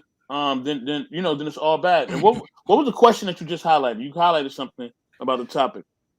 It was a question that for Colin. It wasn't a question from here though. The other one was a topic just about like chick blockers, which you're describing right now. Oh, chick blockers. Well, thank you, Primo, for subscribing. Thank you, man. It could be anybody, by the way. Yeah, and thank you, Primo, for subscribing as well. So that's the church as far as chick blockers. Now, when it comes to the world, listen. When you out there and you're not dealing with, church politics and you just up in the world, man, it's dog eat dog, all right? So, you know what I mean? Like, you gotta expect anything. You gotta expect the unexpected. You know what I'm saying? Exactly. There ain't no rules and parameters. You know what I'm saying? So, and here's the thing: when you listen, and this is for men and women both. When you meet somebody, you're meeting a representative. Okay, you're not meeting them. All right, they're gonna put their best foot forward because they're trying to get you. You know what I mean? So they're gonna act nice. They're gonna smell good sometimes. You know what I mean? they're gonna dress nice or whatever. You know what I mean? They're gonna try to do everything they can because they're trying to get with you. You know what I mean? Whether it's a man or woman. So you're meeting a representative. You're not meeting them. You know what I mean? So understand that. You know what I mean? And you really don't really know a person, really, to be honest, until you really live with them, honestly. Yeah. Just to be keeping 100 with you. Yeah, that's 100. You know what I mean? Like, you don't know them. And even when you move with them, you start to find out things about them. You know what I mean? And you're like, dang, I didn't know it was like this. Like, this how you are? Like, for real? This how you really get down? This how you give it up? You know what I mean? You really start to find out about them, for real. You know what I mean? Like, and that's just the real deal Holyfield. You know what I mean? And I'm just gonna say how I feel. Yeah. You know what I mean? So with that being said, like out here in this world, man, you know what I mean? It's dog eat dog. You know what I mean? My grandfolks would always tell me never let them see you sweat because they knew how hard it was. You know, I mean, they told me later on, like, you should show emotion and stuff like that, but you gotta be selective in who you show your emotions to. The people will try to take advantage of your vulnerabilities and your emotions. So with that being said, out here when you out here, you trying to get to know people. You know what I mean? Get to know yourself first. You know what I mean? And love yourself first. And then you can start to build relationships. Don't be up out here and you know that you are bitter or you got mommy and daddy issues or you got certain issues and you trying to get with somebody. That ain't going to work. You know what I mean? All you're going to do is wind up damaging yourself and somebody else. You know what I'm saying? And it's a whole preparation into dating too, but I'll get into that a little bit later. Yeah. No problem. I got to get to Colin. Thank you, Mr. You know. I gotta get to Colin because there was a question and I did highlight it, but I forgot to just read off to you. But the question was, do you have a position lined up or are you planning your own business? Right now I am definitely looking at positions I don't think I'm the type of person to run my own business. I don't think that personally I can. I think maybe older, I get down the road, learn a lot more, experience a lot more. Maybe that's a possibility. but I have a job interview in North Carolina, Florida, and Texas right now. So we'll see how those go. But all three of them are with tech companies. I would be working on their marketing team. But it's I don't know. I think like running your own business, you have to have a certain mindset. I don't think like personally I have that mindset of like I don't know. It's like a whole thing of, oh, I would love to make $10 million, run my own business, have all that. But at the same time, it's like that's a lot of work, and that's a lot of dedication, and that's a lot of Yeah. failures you must go through. Yeah. And I just like I want to have that mentality, but at the same time, like I don't. That's just not me. That's just like I I wouldn't know what to do with $10 million if you go down to like the statistics. Like I wouldn't spend. I would maybe spend like a million of that 10 million, but then I'm like, what do I do? What do I do like with the money after that? I don't know. I like a little subtle lifestyle. I don't want to be that person driving, like a Lamborghini down the road and everybody's staring at me. No, I just like to be just a casual, ongoing, living my life, not knowing like, oh, how much does that person make? Or like I think what's really wrong with this world that we live in, you can just look at somebody and be like, damn, that guy's rich. I don't like that. I don't like that. Yeah. I just want to make money, live my life, Yeah. and just relax and not. Mhm. I don't want people to use me because the moment people realize you have a lot of money, people are like, oh, let's take advantage. Oh, he'll buy my dinner. Oh, he'll take me out. Like, nah, I don't like that. But I have some positions lined up, but it's still a journey, still a process. We're figuring it out. Colin, you don't want the Lamborghini, you don't want the big body Benz? The big body bids, man. Come on. The big body. Adi. Adi. But M3, I would like to actually like piggyback off what you said earlier about the church scene. Okay. I find it as growing up in the church scene too, I find it very disrespectful and very hypocritical that a lot of these pastors and a lot of these people that are in ministry, they did the same stuff we did. And then they Wow. look at us like, oh, you can't do that. I'm like, you did it. Like I'm like, you did that. I know, like, oh, I'm so or like you need to follow the law, you need to follow the scriptures. I'm like, well, you didn't. You had sex before marriage, or like you went and partied, or you like they implement all these rules, and I'm like, how can you implement the rules when you've broken them already? And it's like okay, let's be real here. You can't control 16-year-olds to 21-year-olds wherever they go. They're gonna do what they want because that's their mindset. Like, and I don't like to use this term because I hate using this term. But then you always have that one person that's a Jesus freak. And I'm not saying that's a bad thing in life, but it's like you do one wrong thing, oh, you're screwed. They're gonna tell the pastor, they're gonna tell everybody, and then everybody talks, and then it's like, oh, and then like you said, then everybody points fingers at you, and like, oh, you're the problem, you're the reason like this happened. And I'm like, no, like what? Like everybody else was involved, and oh, dude, that makes me so mad. That makes me so mad because it's like, Yeah. let kids be fun. There's a clear guideline of like when we're out at like a mission trip or going somewhere, let them have fun, but don't like control them to where they can't do anything. Like, I feel like but really in the religious part is making connections with other people, hanging out with other people, learning who they are as a person and as their religion. But once you take off the basic morals of communication, like come on, like, oh, I don't know. That's like my two pieces on that whole thing. It irritates me so much. Yeah. Man, I relate. We all can relate to that. Yeah, and and I was just thinking about a topic. Do you think sometimes these pastors go overboard? For example, I went to a church a new church I didn't even know about. I just walked in just to see how it was. I sat down in the back. The service was good, but then you can hear the pastor say, "Hey, you over there, you promised me $5 to put it in the bucket. Not $5, but $50. You only put $5 in there, so you owe me $45 more dollars." Okay, you guys can't. You listen. Let me tell you something. You guys coming in here bringing $2 and $2 to $3. That's not enough for us. Okay, you need to put $50 or $100 more, or you're not gonna get into the kingdom. I've heard this. Okay, it's not just this church. It's a few other churches. They have said that. Like, listen, if you're not going to spend enough money, you're not going to get into the kingdom. Like, what can you say to these other pastors out here? And these pastors, these churches, if people don't know, these churches, they make over $1 million. They make $1 million a year. Okay, in these churches. Now I've seen a lot of these church folks that they be out, they feed the homeless, but they don't feed the homeless the top line food that they get, like the top of the line steak, the top of the line this and that. They don't serve the homeless that. They'll give you some old food that's like weeks old, months old with fruit bugs in it. I've seen this. What can you say to those type of people? And these pastors, they sleep around with the women in the churches. They sleep around with the women in the churches. Not all of them, but the majority of them, they do. Let me say this. Yeah. Go ahead. Let me say this, DJ Eddie, real quick. I hope I'm not cut you off. My bad. No, it's all good. Go ahead. I think that it's not. Here's the thing, right? I don't mind a pastor implementing certain procedures or certain rules. The thing is that you got to live by it too. You know what I mean?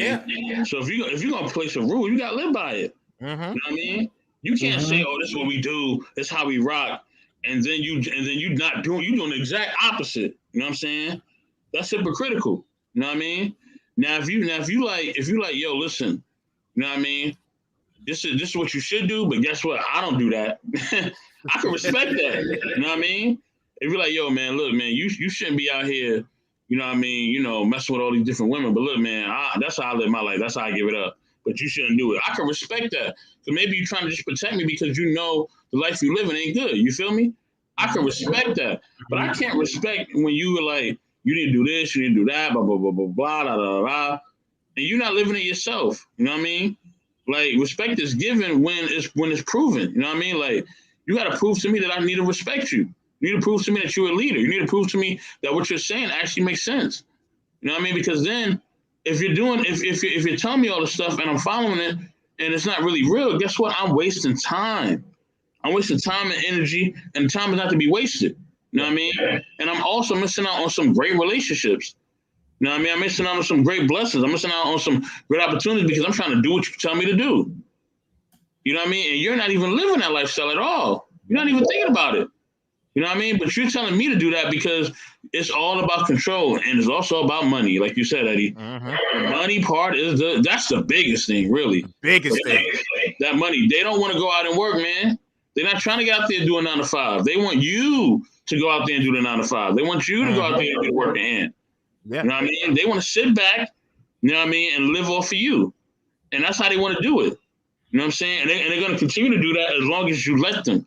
And that's the thing. That's the one thing I'm trying to tell people. Like, stop letting them live off of you, man. They're living off of you. You know what I mean? Like, they are living off of you, and that's what they want to do.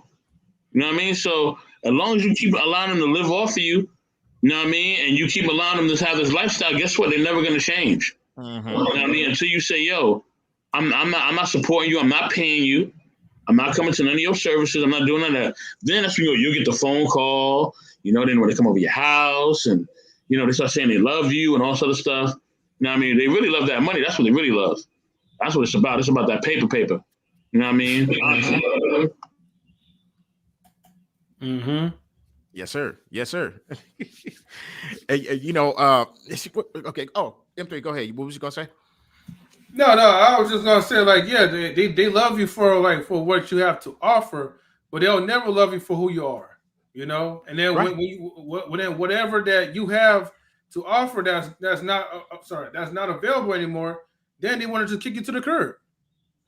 Right.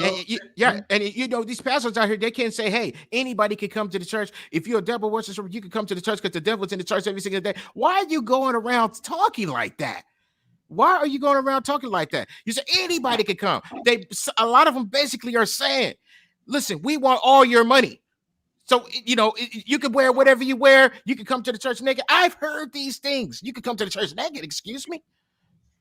Now, come on now. Like people, like sometimes people, they get so hypnotized on what the pastor is saying because they think he's right every time. He's not right every time. He's wrong a lot. So people have to pay attention to the certain churches you go to. You have to really pay attention, most definitely to the pastor. Okay, especially when it comes to money. They look at the type of cars they drive in. They drive in 3 big body Benz. They got a Lambo hitting in the backyard in another house that they have. They send their kids to private schools. They have money.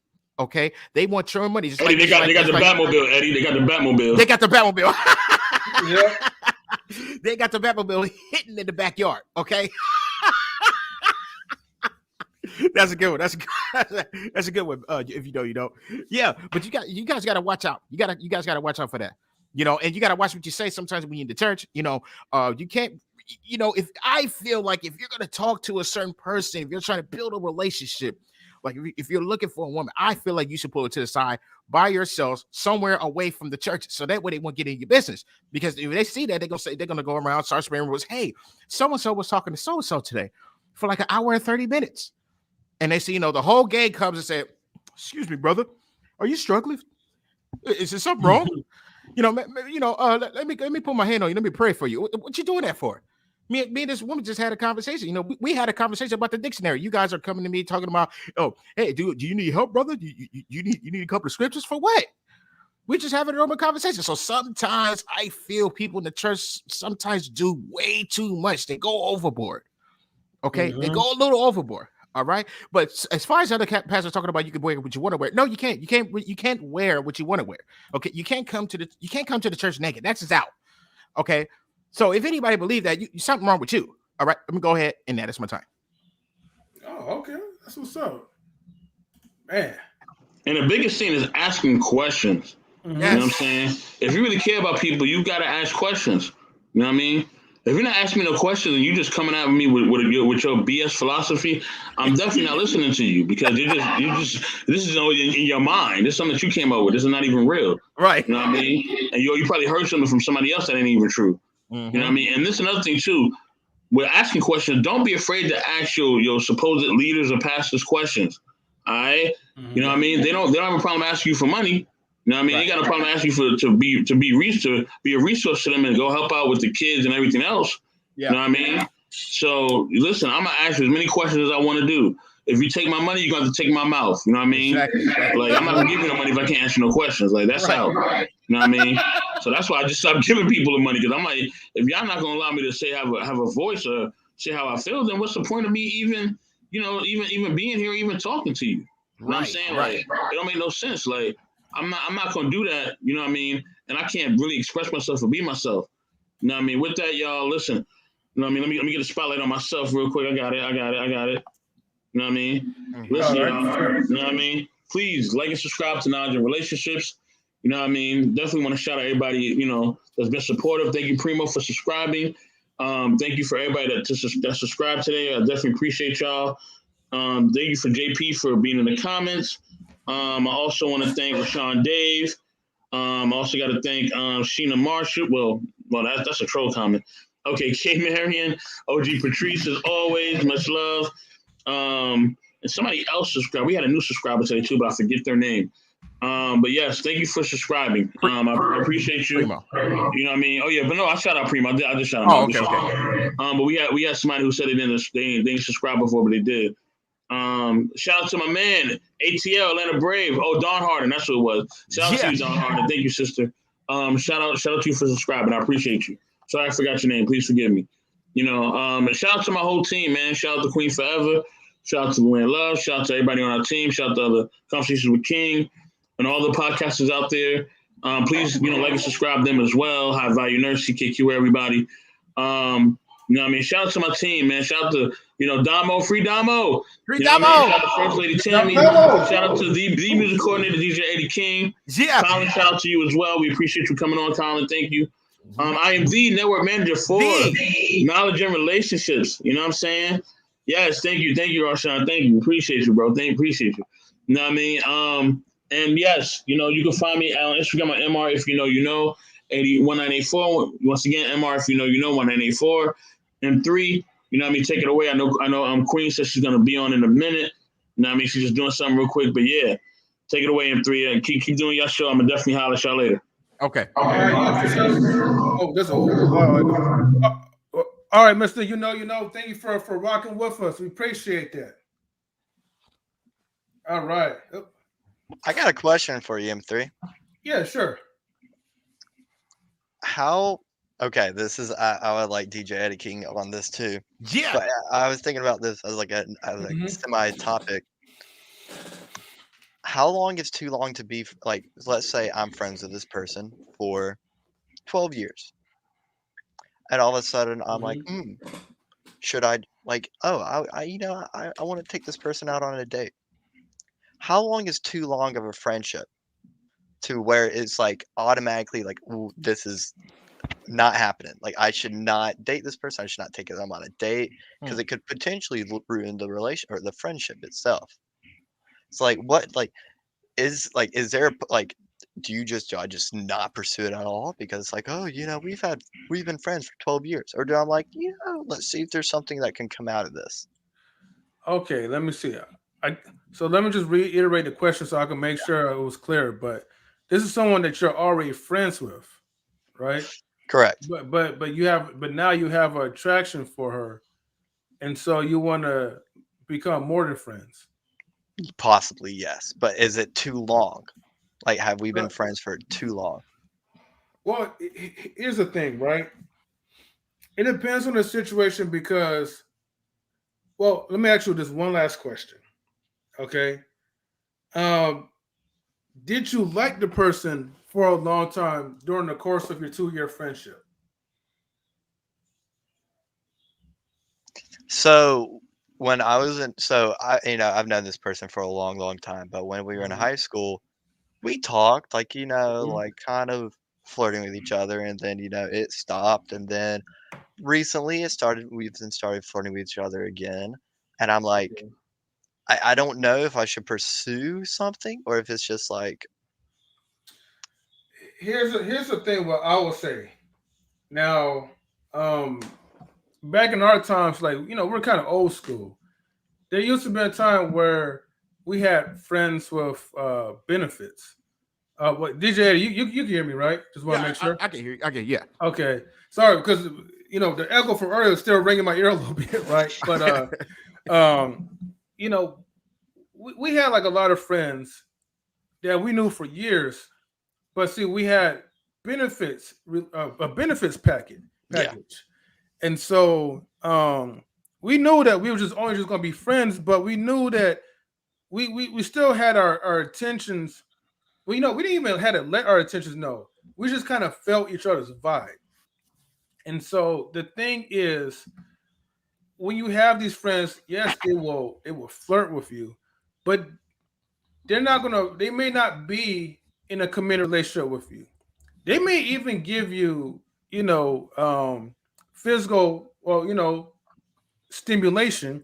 I'll say it like that, but it won't. As far as flirting into a relationship, I don't really see that's going to happen because if you think about it, in that girl's like span of years, she probably met another guy that came after you, and probably within 1 or 2 dates, she gave him the box or whatever. You know what I mean? Or starting a relationship because that person just let his intentions to be known. Like, hey, look, you're attracted to me. I'm attracted to you. Let's get into a relationship, or let's just have sex. Now, in today's society, people will look at it as, well, you should never try to have relationships with your friends because she put you in a friend zone for a reason, or you guys are friends for a reason.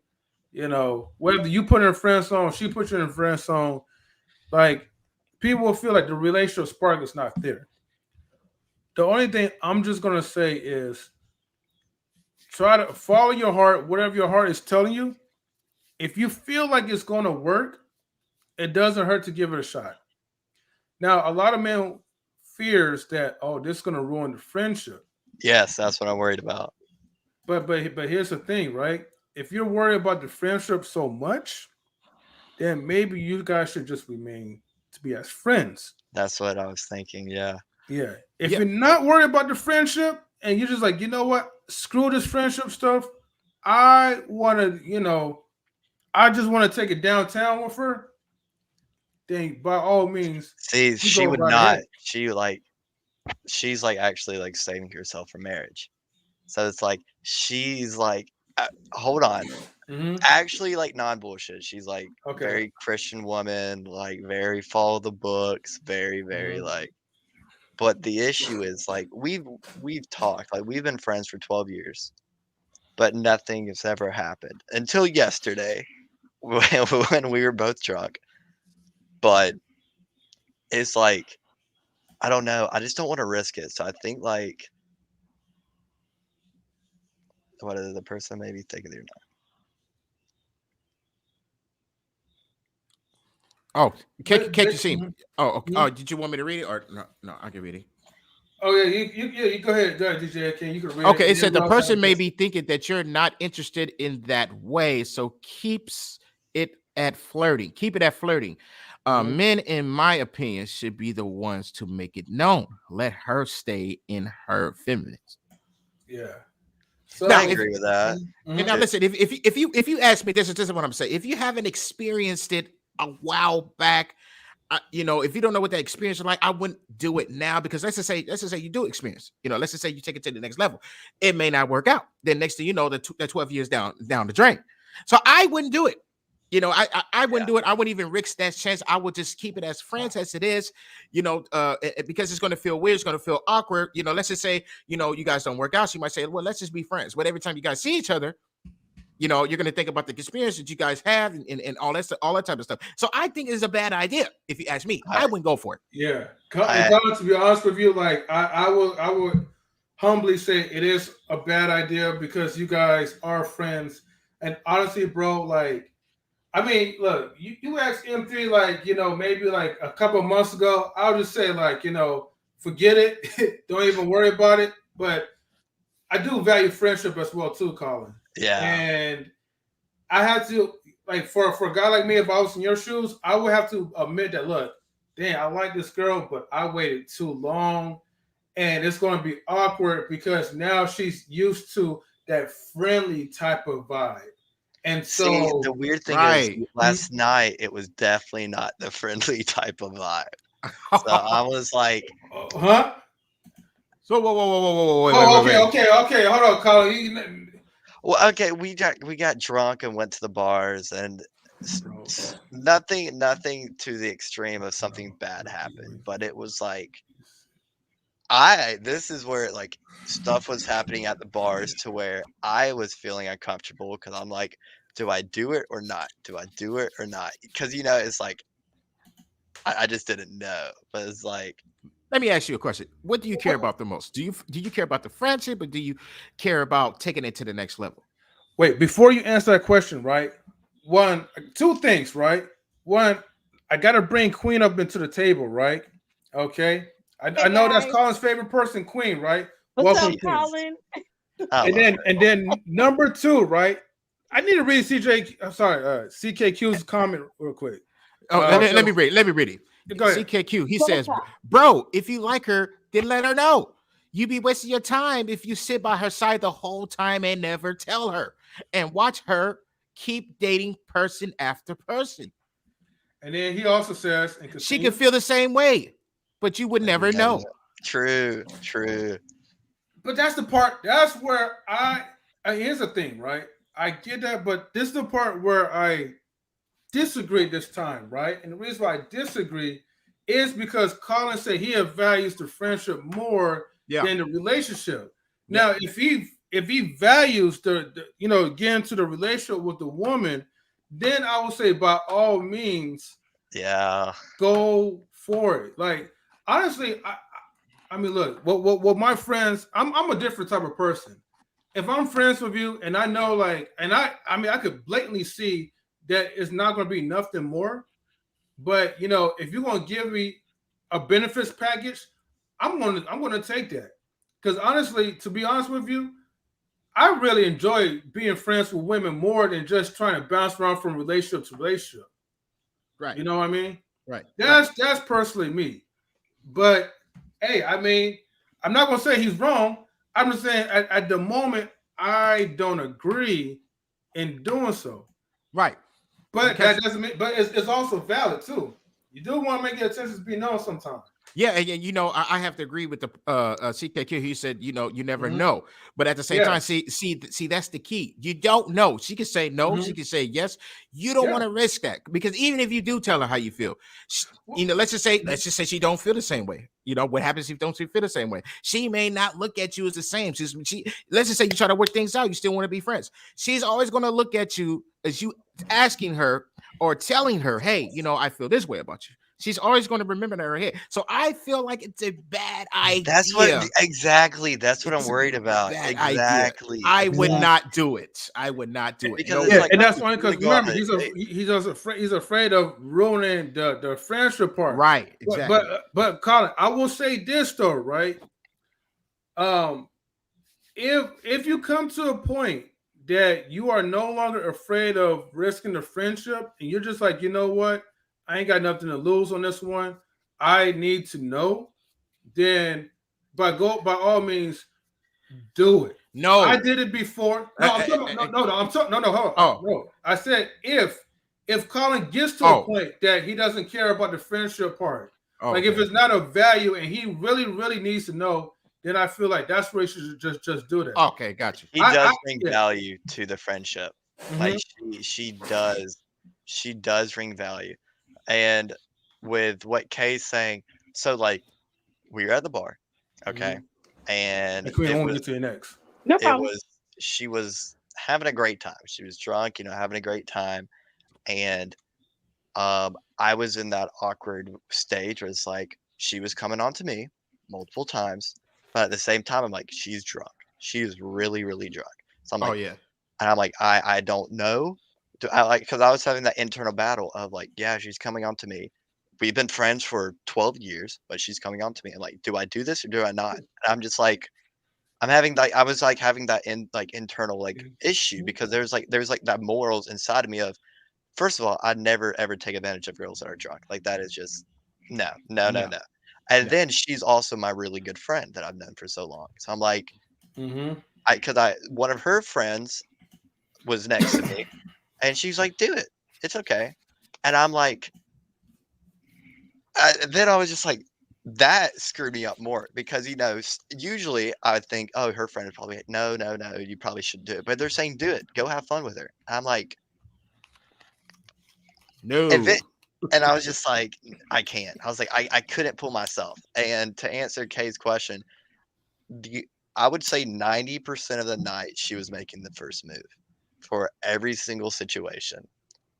And Is it because what was you mean every single night? Like you mean far as like drinking or just like soberly? drinking. Yeah. All last night, I was just she was making the Yeah, first move. you two She was on one doing, night. yeah, and I was Okay. just like, Okay, it, Carl, I won't get back. I won't get back to you on that one because this one is highly important, especially like DJ Eddie. Mhm. I need to get to Queen because I know she's been patiently waiting. It's all So good. thank you for your patience, Queen. What's But up? What's up, guys? Yo, Hey. what's up, DJ Queen? Eddie, Mhm. the beat you did for the show yesterday, Yeah. fire, Hey, thank fire, you. Hey, fire, man. thank you, Queen. I was like, yo, Eddie, do your things on the ones and twos. You know, Thank you, Queen. you Yeah. a knucklehead in other areas, Shout out to but Gold Crowns. them Look, beats, look. them beats, yo, you got the beats, babe. So anyway, Thank you, Queen. um, hey, so Colin, so you're saying that she was making moves on you, like sexually, like flirting or trying to kiss you? What I was she mean, doing? she did kiss me. That Okay, was like, so it was so like, I think because, like Kay Marion said, like a drunk tongue speaks a sober mind. I think because she's already like was touching you and doing stuff flirting with you more than normal, I think having a conversation with him, like, hey, I know we were having a few drinks last night, blah, blah, blah, you know, I know we've been friends and and just having a conversation with her about friendships, boundaries. What do you feel? Because she's already did that. Now, if she wasn't doing anything and it was you, then I would say back up. But because she put herself out there, and sometimes a woman can feel insecure to make the first move unless there's alcohol involved. Because now I have an excuse to show you how I feel. And I want you to react to me showing you what's really going on. Ain't nobody that drunk that they know, hey, this is my homie, I ain't gonna kiss him. Like, if I'm drunk with my physical brother, I ain't gonna make out with him, right? Because I'm not that, I have a sense of knowing what I want to do and what I don't want to do. So I think because she made that move when she was drunk, she's showing you, she's seeing what you're gonna do next. And Queen, and remember, like, this girl, she's from the church. He said that, Colin said that she's in the church, she's into the Bible and stuff. And that's the conversation he needs to have with her. Yeah, like, hey, yeah. I thought, like, what's going on? I value our friendship. I have feelings for you, but I value our friendship. And, I'm not trying to cross boundaries that may go against what you believe in. So what happened last night? You good? What, we need to have a mature conversation about it, So, because a lot of times the church girls, we ain't even gonna go there. So, you know what I mean? Like, so.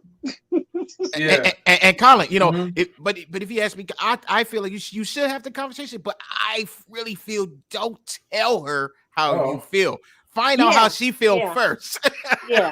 I would say just having a conversation with her about what happened, and then she eventually, if you have that conversation, she's gonna say, well, I'm kind of feeling you and blah blah blah, or I was drunk and I lost control, and so then you didn't expose that, hey, I'm having feelings for you, because you don't know how she's gonna respond.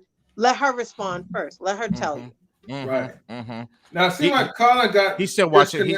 He's still watching. He just got disconnected. He's still watching. I see him. And now Don said, question is, what happened yesterday? If you've already left friendship zone, then S/thing already changed. Can't act like it didn't happen. Courage to clarify. Courage to clarify. No, you got right to clarify. Y'all crossed the line because y'all was kissing. So friend zone is done. But some people think that is still friend zone. To me, it is, because I don't know if she really remember. If you ask me, I think Colin crossed the line, because he said that she was super drunk, like super duper drunk. So she may not even remember. But he made that move on her when she was drunk, which is a bad move on his part. Yeah. We don't need no keeping in the closet boys no more. Exactly. You got locked up. You can't watch yourself now. Yeah. Most likely, K-Mary, she's gonna blame it on the alcohol, blame it on the. No, listen, y'all, listen. What it could be a problem, because let's just say he do tell her, right? But she might come out and say, well, listen, I'm not into that. I've drunk a little bit too much, but I'm not into that. I'm in the Bible. I'm trying to get right with God. This and that, the third. She might come at him with that. But guys, I'm gonna go because I gotta prepare for the lady stream in a few hours. Good talking to you. And Eddie, once again, thank you. Fire, man. I was like, yo, that's hot. And then I heard DJ Ed.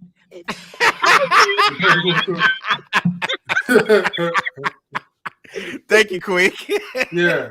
I didn't know you heard it. I didn't know. Carl says the puppy woke up and started talking shit in my room. Sorry for the escape. It's okay. And asked her he didn't make the moves. She kissed him, and the friend encouraged him to go further. DJ Eddie, she Okay, kissed him. okay, okay, Okay, okay, okay. okay. Because she married. Now, listen. Mhm. Now, she may. It depends on what the situation is. She may have kissed him, but did he kiss her back? It's the question. Okay, if he kissed her back, then he's still in the wrong for that. Okay, she may have kissed him on. If they talk about kissing, maybe she kissed him on the cheek. Okay, well, Wait, wasn't that's he not drunk too bad. too? I mean, well, if he wasn't that drunk, because if he was to come on here to tell us the whole story and how Mhm. drunk somebody else was, he wasn't that drunk. She was that Right. drunk. You know, so I really feel like it's still bad on his part, because even if she kissed him, he kissed her back. Because he did say, "Yeah, we kiss." That's what he said. We kiss. Okay, well that's still fair. What I would say is this though. You know, I know I said like don't waste your breath, right? But this was like before, he got like deeper, and what you say? He answered they kissed. He was sober enough not to take advantage. So basically, he's saying he did not kiss her back. He didn't take advantage of her. Well, I have to hear that from him. I got it. He got to tell me that. Yeah. Or he could just type it. But yeah, what I'm Colin, yeah. did you kiss her back? Did you kiss her back, Colin? That's what we want to know right now. That's but what I'm saying is this though. Like, okay, I don't care how drunk a woman is, right? Like a person will not forget what they did. They pretend that they forget because they like to blame it on alcoholic drinks. But the thing is, alcohol is a liquid courage to make you do stuff that you really wish that you could do. Trust me on this one, right? Look, I don't get drunk, but I've witnessed and seen people how they act when they're drunk versus when they're sober. They gotta have a reason to get drunk so they could do what they do because they're scared. Remember, women don't approach. We supposed to be doing approaching. But he said, long story short. This was my 21st birthday party for her. Her sign said that she needed to make out with someone. She picked me and we started kissing. There was no hesitation on both parties. Okay. Yeah. Well, then I guess you was right about that part. No one ever gets so drunk they don't remember taking advantage. The so-called friend wanted them to do more than kissing, and I believe them. And even Don says, as a woman, she says, "Women know." Okay, and Kashim said the dare card. Okay, like they're like, something like the dare card, I believe. But was she drunk when she made that move though? Right? Was he drunk? Right. Yeah, she was drunk when she made that move. So if she was drunk making that move, if you could, if you could ask Colin, Colin, has she ever made that move or even thinking about making that move when she was sober? Has that ever happened before? Oh, that's a good question. Yeah, So basically, the times that she was sober, has she ever done that before? Right. Or was this the first time that she have done that since she got drunk? Oh, he says never. So okay. So So now I could break this down. Now So here's the thing, Colin. Right now, I gotta have to kind of change up on my answer a little bit. Okay, or my advice. So, and remember, I'm not a relationship guru. Okay, I'm just giving out just advice from what I'm hearing about the situation. Yeah. Okay. The girl has feelings for him. She has some sort of attraction, but just not enough to really be aggressive. Women could be aggressive too, but they are aggressive in a passive way. Like they will when I mean aggressive and passive way, they will make sure they hang out with you more. They will like try to look be the best selves around you. They'll laugh at your jokes even though you're not funny. You know what I mean? But they would put themselves in around your vicinity so you could hopefully make the move. But see, when you do make the move, they want you to make a move where it's like you are seducing them. Where they can be like, no, please no. But they want you to keep trying hard. And that's where we fail. And that's where the relationships fail at in general. Because women wants to do all this trying and pursuing at the right moment, at the right time. But the thing is, a lot of men don't have patience to be playing these games. Yeah, you know. But listen, a lot of times when women do get drunk and they make these type of moves, right? But when a lot of times when they make these moves, they wake up the next day, you know, and they don't ever talk about. They know what they done. They feel guilty. They feel wrong. They feel bad. Mm-hmm. So let's just say that this situation happened with her and Colin. She might tell him that. So when the situation happens, them two always flirting with each other and kissing and all that type of stuff. This happens only time when she's drunk. But the way how Colin put it, he put it like, hey, she was drunk, like pissy drunk, you know, like stumbling against the wall, like things like that. You know, I think that, you know, he should have a conversation to her about that. I don't think he should tell her how he feels, but I think he should find out her feelings first. Because I'm telling you what I know. She might wake up and say, "Listen, I don't look at you that way." You know, she may, let's just say, she may not even remember what happened. She may not remember what happened because the time when I was drinking, when I was getting drunk, I don't even remember me passing out, going to sleep. I don't even remember that. You know, and half the time, I don't even remember half the conversation that I've talked to certain people to. I don't even remember half the time. You know, but that's only for like if you get like pissy drunk. You know. I'm talking about drunk. Mm-hmm. And this is what he's been dealing with. So I think it'd be the wrong move to say, hey, I got feelings for you, but what happened last night? You know, because you did this and that and the third. She may not even remember. And then let's just say she don't remember. Let's just say, what? This is what happened? Oh, we did this and we did that. You know, there's women out there that might say, oh, he raped me, he did this and he did that. So sometimes it's not really good to really like even open up to say. Sometimes you need to keep certain things to yourself because you don't even know how the woman feels, you know, about the things that she does because she may not remember. You know what I mean? Well, Don's saying something else. She's saying, guys, it's no mistake. If her friend says go, means she and her friend have already talked about that. Remember, people do gossip. Yeah. But you know what? But then here's the thing. Was the friend sober or was she drunk? Yeah, that's the question.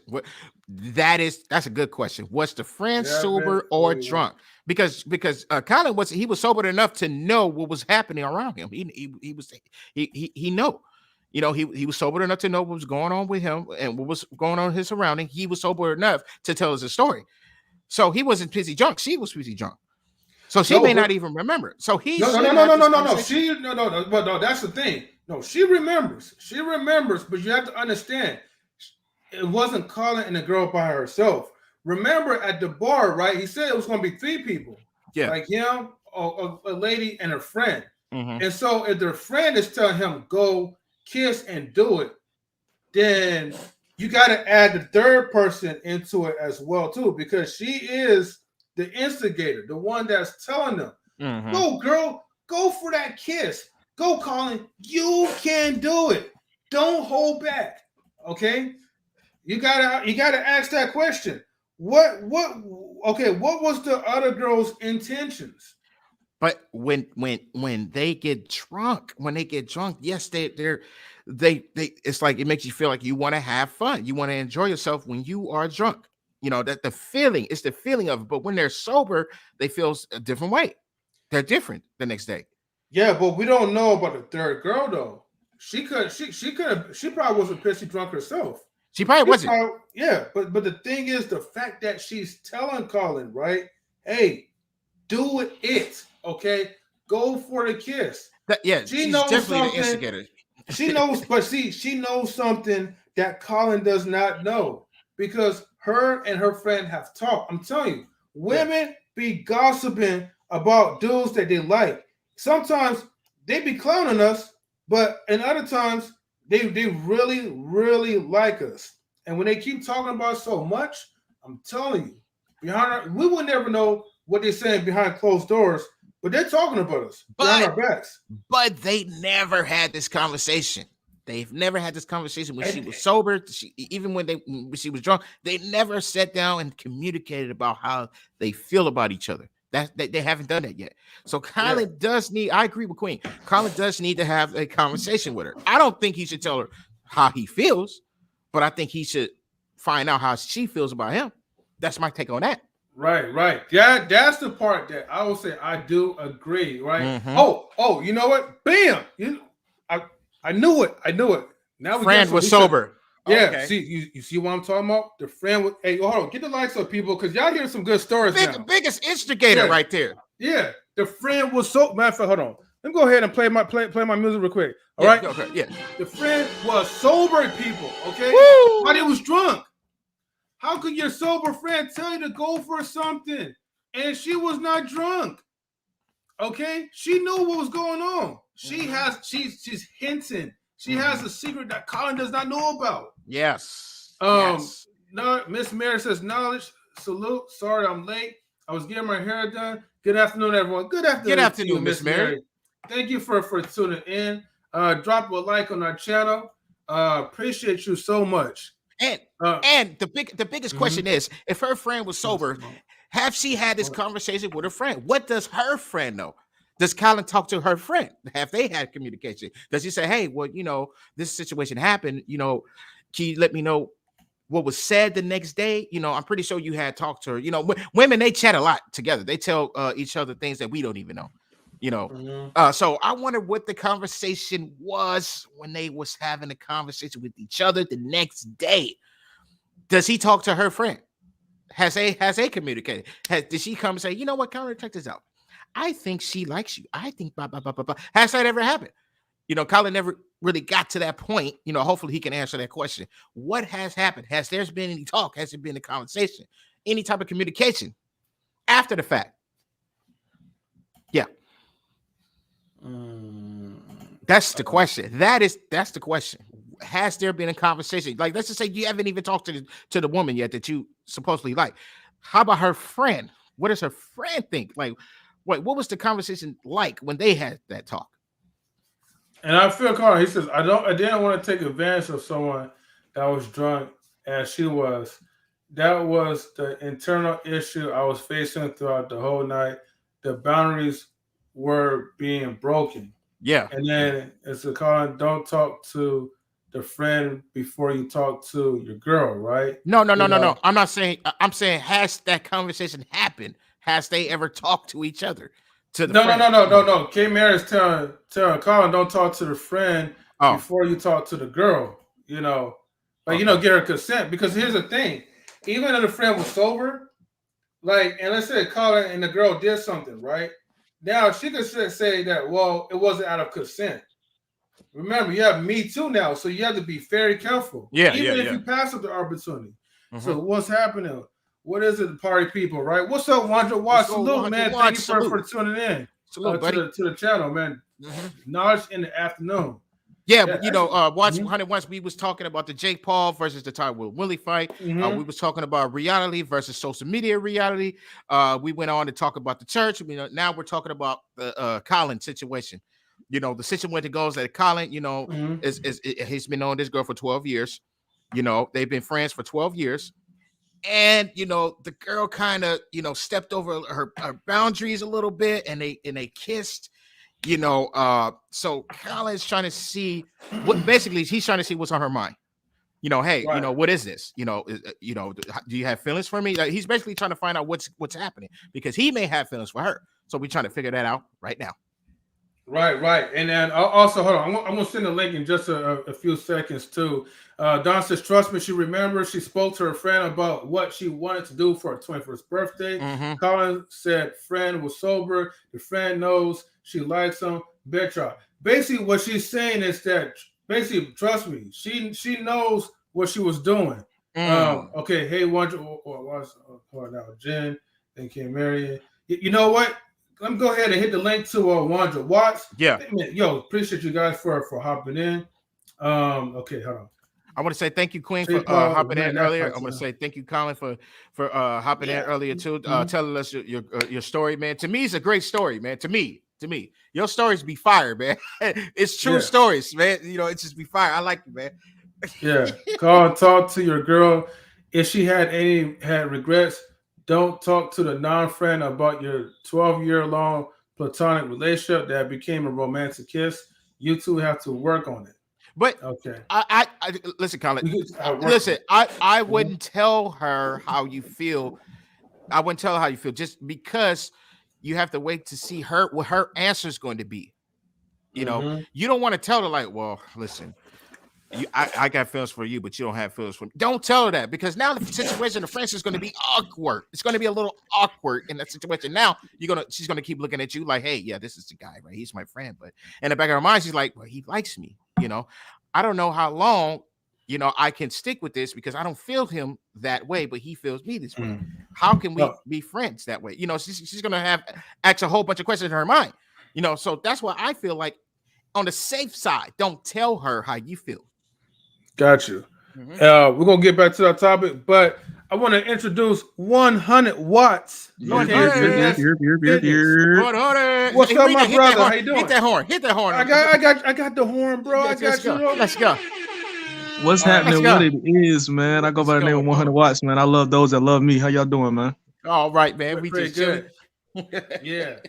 Yeah, we're just man. We're just having a bunch of open topics, man. So I know you have a few minutes, but it's definitely good to see you on board, man. No, man. I at least had to make sure I came up here and you know what I'm saying, show love, because you always show love to me. So I have to always make sure I show love to those that love me. You feel me? Yeah, definitely, for sure, man. Much appreciated. Yeah. You have any opinions? You have anything you want to say, 100 watts? So I mean, I was picking up on what DJ Eddie King, right? That's right. DJ Eddie King, yes, sir. Yeah. Okay. I just want to make sure I said it right. DJ Eddie King. I was picking up on what he was saying. I only caught a little bit of it, because that little loading time period between YouTube and the StreamYard opening. Right. So, just give me a quick little overview on the topic y'all was on right now, because I did hear what he was just saying. Just real quick. Okay, no problem. DJ Eddie, you want to elaborate on this one? Yeah. So what's going on with Colin is he came, he was asking for advice. He has a friend that he's been knowing for 12 years, a female friend that he's been knowing for 12 years, and he said back in the day, they flirted with each other. After that, they didn't flirt with each other. After that, just became, just kept it out on the friends level or whatever. Nothing happened back in the day, but in this day time, they hung out with each other. There were a lot of alcohol. He was drinking, she was drinking, but she got super drunk from what he's saying. She got super drunk. So she made a move on him, by kissing him. So I guess he kissed her back. So now he's wondering, like, hey, where's this going and where's this heading? Does she like me, or do I need to talk to her and ask her to communicate with her, to see what was going on? Because I feel the same way about her. Because that's what he said. He said he felt the same way about her. So that's the conversation we're having right now. I'm saying that, hey, I don't think it's the right move for you to tell her how you feel, because sometimes this day and age, like when women get drunk, the majority of them, they might say, well, listen, I don't feel that way about you. Yes, we had a fun time. I was a little too excited, had too much to drink, this, that, and the third. I don't feel that way about you. Right. You tell me that a lot of females don't say certain things like that. They do. They do so. No. Based on what you're saying, I agree with you. I do think that they do that a lot, right? Yes, so based on what you're saying, I think it's imperative that he says that. I think it's imperative for him to share how he feels, because if he says, yo, last night you got drunk, you know what I'm saying? Something happened. I really don't know how you feel, but this is how I feel. And she say, nah, bro, I really don't rock with you that way. Now he has the closure he needs to be able to move on. So he's not spending the next 12 years wondering if they're going to be able to make something happen. But do you feel that the 12 years could go out of the drain? Because, she's, let's just say she's throw it in the trash. Throw all 12 of them years in the trash. But so we got to be 12 years. But honey, it'll be 12 years for nothing. 12 years as friendship. You got to think about that. This is the girl that he probably been calling, asking her for advice for other women too. You never know. They've been friends for 12 years. So 12 years going out the drain, it has to mean something. But would you be able to say? Wouldn't you be able to say that you have had at least one person in your life that you kept around? Like you kept around, you tolerated them. You really didn't rock with them like that, but you tolerated them. And then when they were no longer in your life, you really didn't think about them anymore. It's the same thing. Like even though we did kick it for the last 12 years, and it was cool. You know what I'm saying? We had plenty of conversations and everything like this.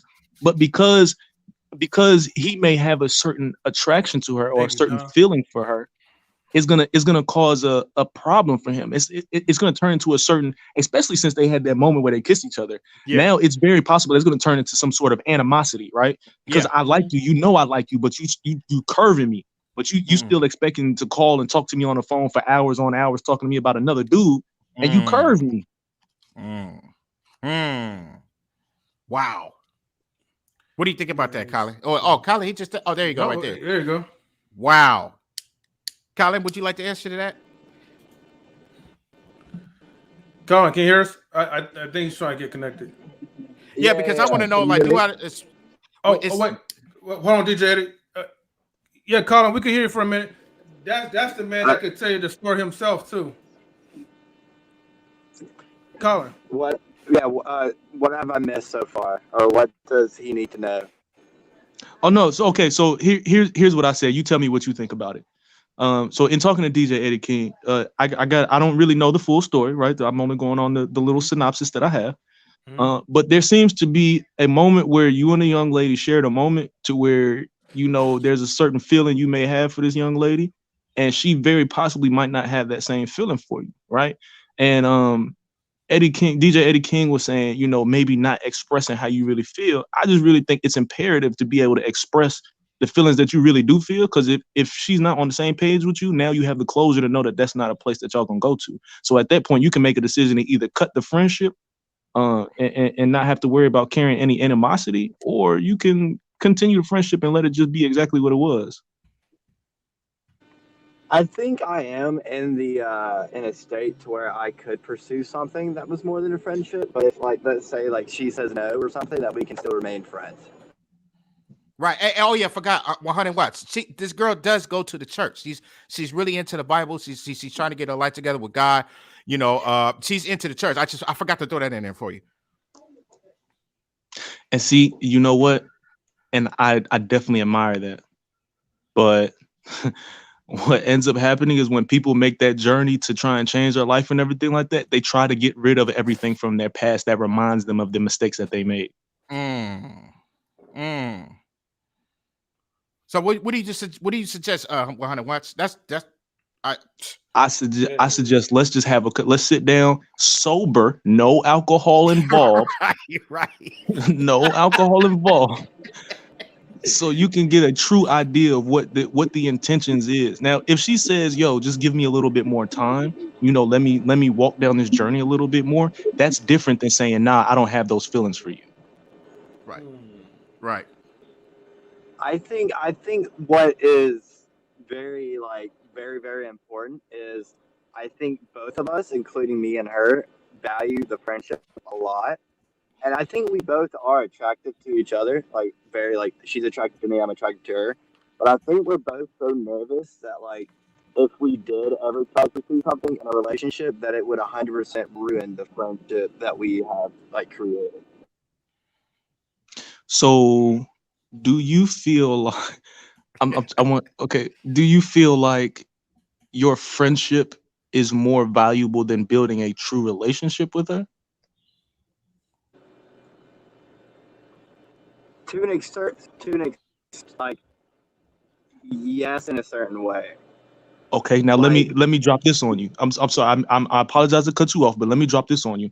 So, if you have the conversation with her and she says she doesn't want to pursue a relationship, y'all just want to remain friends, it sounds like y'all are very close friends. Do you think another woman would come into your life and accept that friendship that you have with her?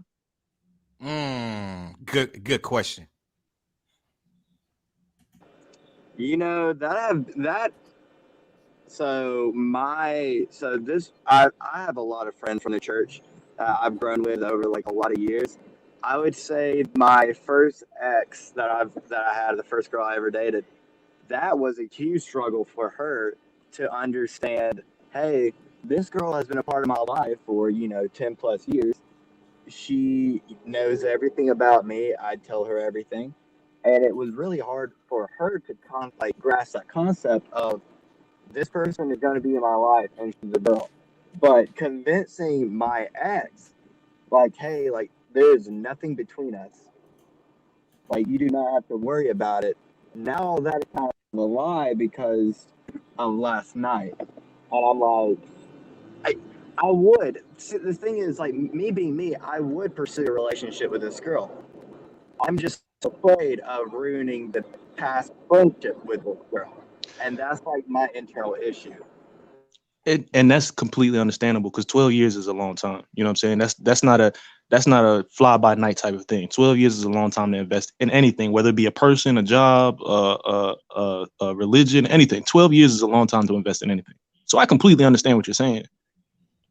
What you can't do is let those past 12 years affect the next 25 years. Because like you said there's already one female in your life that was uncomfortable with that relationship you had with her. I can assure you, my brother, it's not gonna change. But let's just say that, let's just say that he keep the friendship, right? And he meets another chick. This other chick may have other guy friends that she been knowing for years. What would that be like? All that sounds toxic. Right. All of it Because does. she may have guy friends that she only look at as brothers. To Colin, is that going to be a problem for you?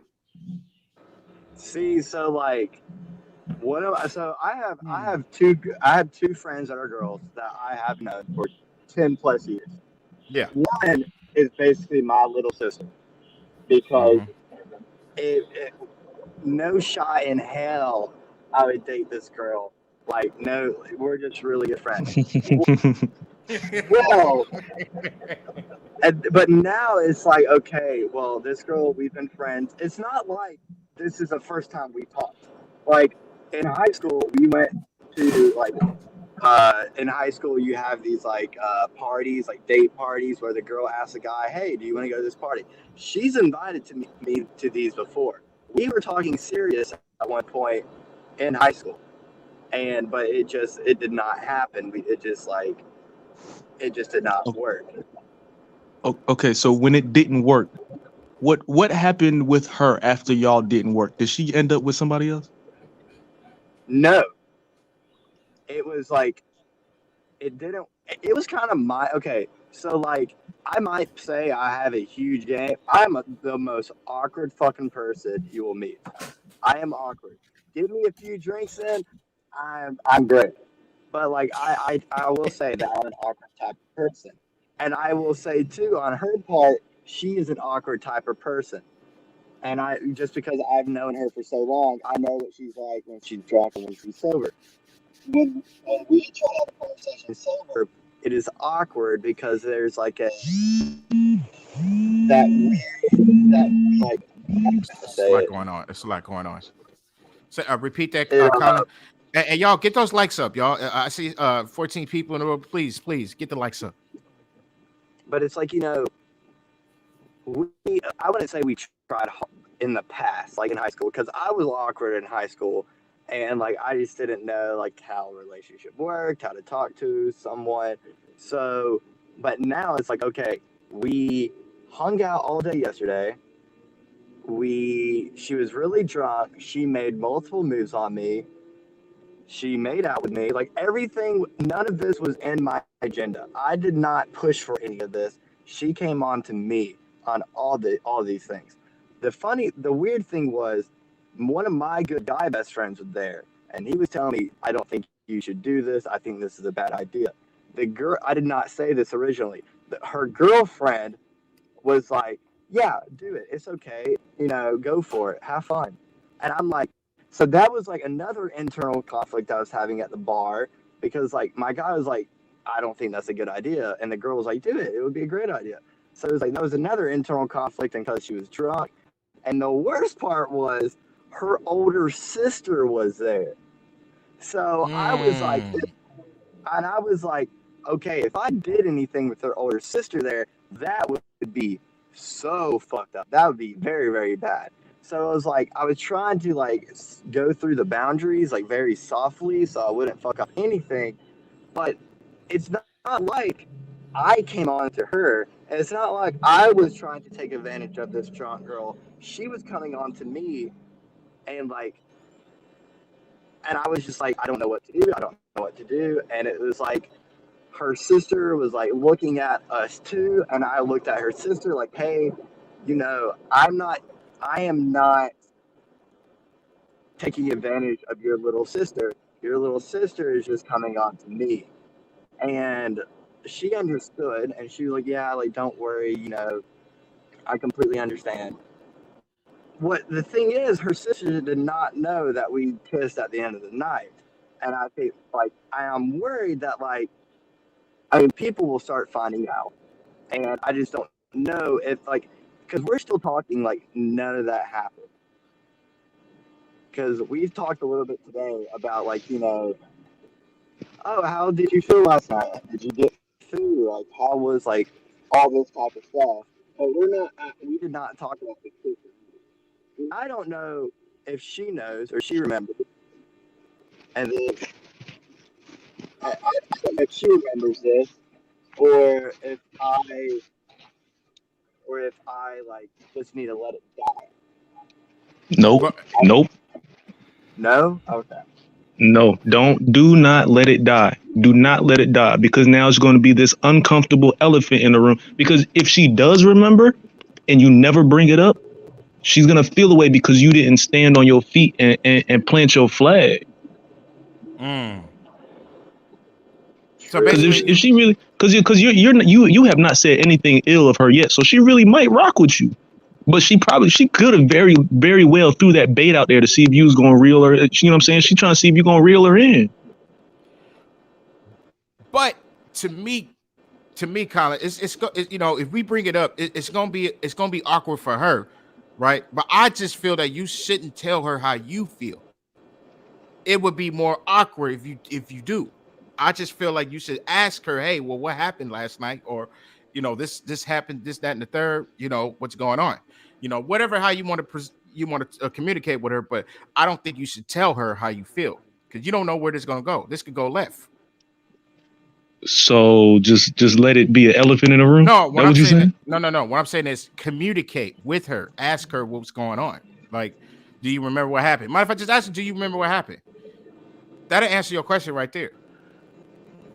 Come on. But would girls lie? But would girls lie? Yeah, she go play games, Lo. Come on, you know that. You said girls lie. You know that. Shit, if a girl asks me, "Hey, do you remember last night?" I'll be like, "No." No. I said you listen. I said you ask her just be like, "Hey, did you have fun?" Martha, just say, "Did you have fun last night?" Let's just to see what she gonna say. You gotta communicate with her somehow. That's a nice opening question. Yeah. But if she try and duck and play like she don't know what's going on, now you got to be direct. If she try and duck the question, you got to be at that point. I'm telling you, Colin. I'm telling you, if you really rock with Shorty and you really want to, I'm telling you, you have to be direct and stand on your feet, bro. I promise you. I'm telling you, I don't know any woman that doesn't like a strong man that's gonna stand on his feet. And if she is dunking, she's probably only dunking because she does go to church. She's used, just like you said, Colin. She's really into the church. Maybe that could be a reason why if she don't answer your question, maybe that's why she's probably ducking. And the thing is, like, okay, I know this is not like a huge deal, but like this chick, because she's very, very religious and very involved with the church, she just doesn't make out with like random guys at bars. She doesn't like make out or kiss random people. So it's like, and I know that sounds very childish, but it was like my guy friend was like, "You're on her list now of maybe like 2 people," and I was like, "Shit," like because like, Hey, Colin, yeah, if I had $1 for every time a girl said I normally don't do this, I promise you, I have a lot of money in my pocket right now. That is true. That is true. I usually don't do this, but you're special. That's the word. I usually don't do this, but you're special. That's facts. That is facts. All right, I want to say Colin, this, right? Before you say anything, Colin, if you ask me, I wouldn't listen. Matter of fact, just to save you the trouble, I wouldn't even say anything. I wouldn't say nothing. You know what? I'm thinking about this in a different way right now. I honestly think this will be better for you, Colin, versus for her. Because if you actually can for yourself stand up and have that conversation with her, because you said you're an awkward guy, right? So it sounds like, you know what I'm saying, having these kinds of interactions might be a little uncomfortable, right? So if you can stand on your feet and actually have this conversation with a woman who you really know, it'll be easy for you to do it again next time when you run into a chick that you just met in the mall. Oh, okay. But I would say, depending on what you say, though, it's a way how you got to come at her, just in case if she decided to play games. Okay, just in case. Don't tell her. Wait, don't tell her how you feel. If she's playing games, then you might as well not even worry about the friendship. That's just a big if. But I'm just saying, just in case. I'm just gonna say this. Don't tell her how you feel. Because at first I was like, you know what? Don't even talk to her about this, right? Like, I was morally saying, like, don't even be in a relationship with her because it's already too late because you guys already been friends for so long, so she's accustomed to that. But the thing is, excuse me, she already crossed it boundaries. Yeah, you know what I mean. And she already made it, clear. I don't care about the drugs thing. Look, even Don, right? Shout out to Don. Is trying to tell you, like, she knows what women think. She's a woman herself. If you get the best game you could get is from a woman sometime. Now, I'm not going to say that they're going to give you the direct game because some of the game could be indirect, to work in their favor, and it still doesn't really truly work. But what I'm saying is, okay, she did something that she crossed the line, and now you're worried about whether this is going to be spread around. This is a situation that you got to maturely settle the score and get things straight. You don't have to tell her, yo, I like you and all that, but you need to ask her, yo, man, what was all this about? Did you have feelings for me? Like, you know what I mean? This is something that you need to have these conversations, because if she's capping, then there's no need for you to pursue it. But you know what I mean? Whether if she's telling the truth or not. If it's a no, there's no need for you to even pursue anything. But at least you're getting clarification from her. What was that about? But if you avoid the situation, it's going to get worse. But also, she's from a church. Let's just say he bring it up, right? She might be like, "What, bro? What does that mean?" Oh my God! Did I say that? Hold on, wait. Listen. She might be like, "Oh my God, I did that." Oh my God! Excuse me. I'll talk to you later. You never know. She might be emotional. I'm just saying. But she already she already knows what she did. It's just that you just let her know that, look, you don't have to play this game because I already know. So basically, at least you'll get your answer going forward if this person likes you or not. I'm telling you right now, if she says some BS about, like, oh, I don't like you this type of way, and I was just drunk or whatever, and if she's pretending because she's embarrassed, you need to just cut your losses and move forward. No. Do you have anybody else in your rotation? Me? Do you have anybody else in your rotation right now, my guy? I don't think he has a rotation. No, my guy. No, hey, Colin, listen, Colin. I won't even cut ties. Just if she started playing the games, don't even bring it up again. Just leave it at that. I wouldn't cut ties. Don't cut ties with her. That's 12 years. That's a long time. Don't cut ties. So what's the fine line between friendship and relationship? What would you say? What's the fine line between a friendship and a relationship? The commitment. That's pretty much the commitment. Yep. Mm-hmm. And look, if you read the comment, what K. Marion says, be straightforward like Mr. M3. Well, thank you. Is saying, if she lies, you are not in a true friendship. You're currently trying to protect. True. That is true. That's true. And I ain't got time to be protecting no one, to be honest with you. But look, I just want to know the truth. But during these 12 years, was it like 12 years to where you seen her every single day, you hung out or communicate a lot, for 12 years? Is that what the 12 years is? 12 years is like, I've grown up with this person, knowing her, not hanging out with her every day, not talking to her every day, but like, I've known this girl for like 12 years and we've been friends. Okay. Type of deal. So it's like regular, normal conversation. When you talk to her, like every day, right? Yes. Yeah. Okay. There we go. So see that right there, and you're just now hanging out with her. Y'all heard that, right? They're just now hanging out, and this just happened. Well, you said this the first time. This never happened before. No, So this is this has never happened before. Right. So my point exactly. That's why I said, listen, don't cut all ties. If you ask me, I wouldn't bring it up. But if you want to bring it up, you can ask her. You know, hey, wait, I never said about cutting ties. What are you talking about? No. I ain't talking about. I ain't talking about you. I'm talking about. I did. He said that. Yeah. I wouldn't cut ties like that, man. You know. Let's just say she probably made a mistake. I don't know. But I would say have a conversation with her. Just don't tell her how you feel. And if she don't talk to you about it, just leave it at that. Don't cut ties though, but just leave it at that. Don't even bring it up again. I don't agree with the cutting. Look, wait, hold on.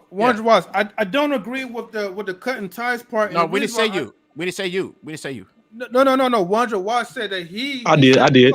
he told him to cut ties. I'm telling him why I don't agree as far as cutting ties. Okay. The reason why I feel like you don't have to cut ties, right? Because sometimes it's just not necessary.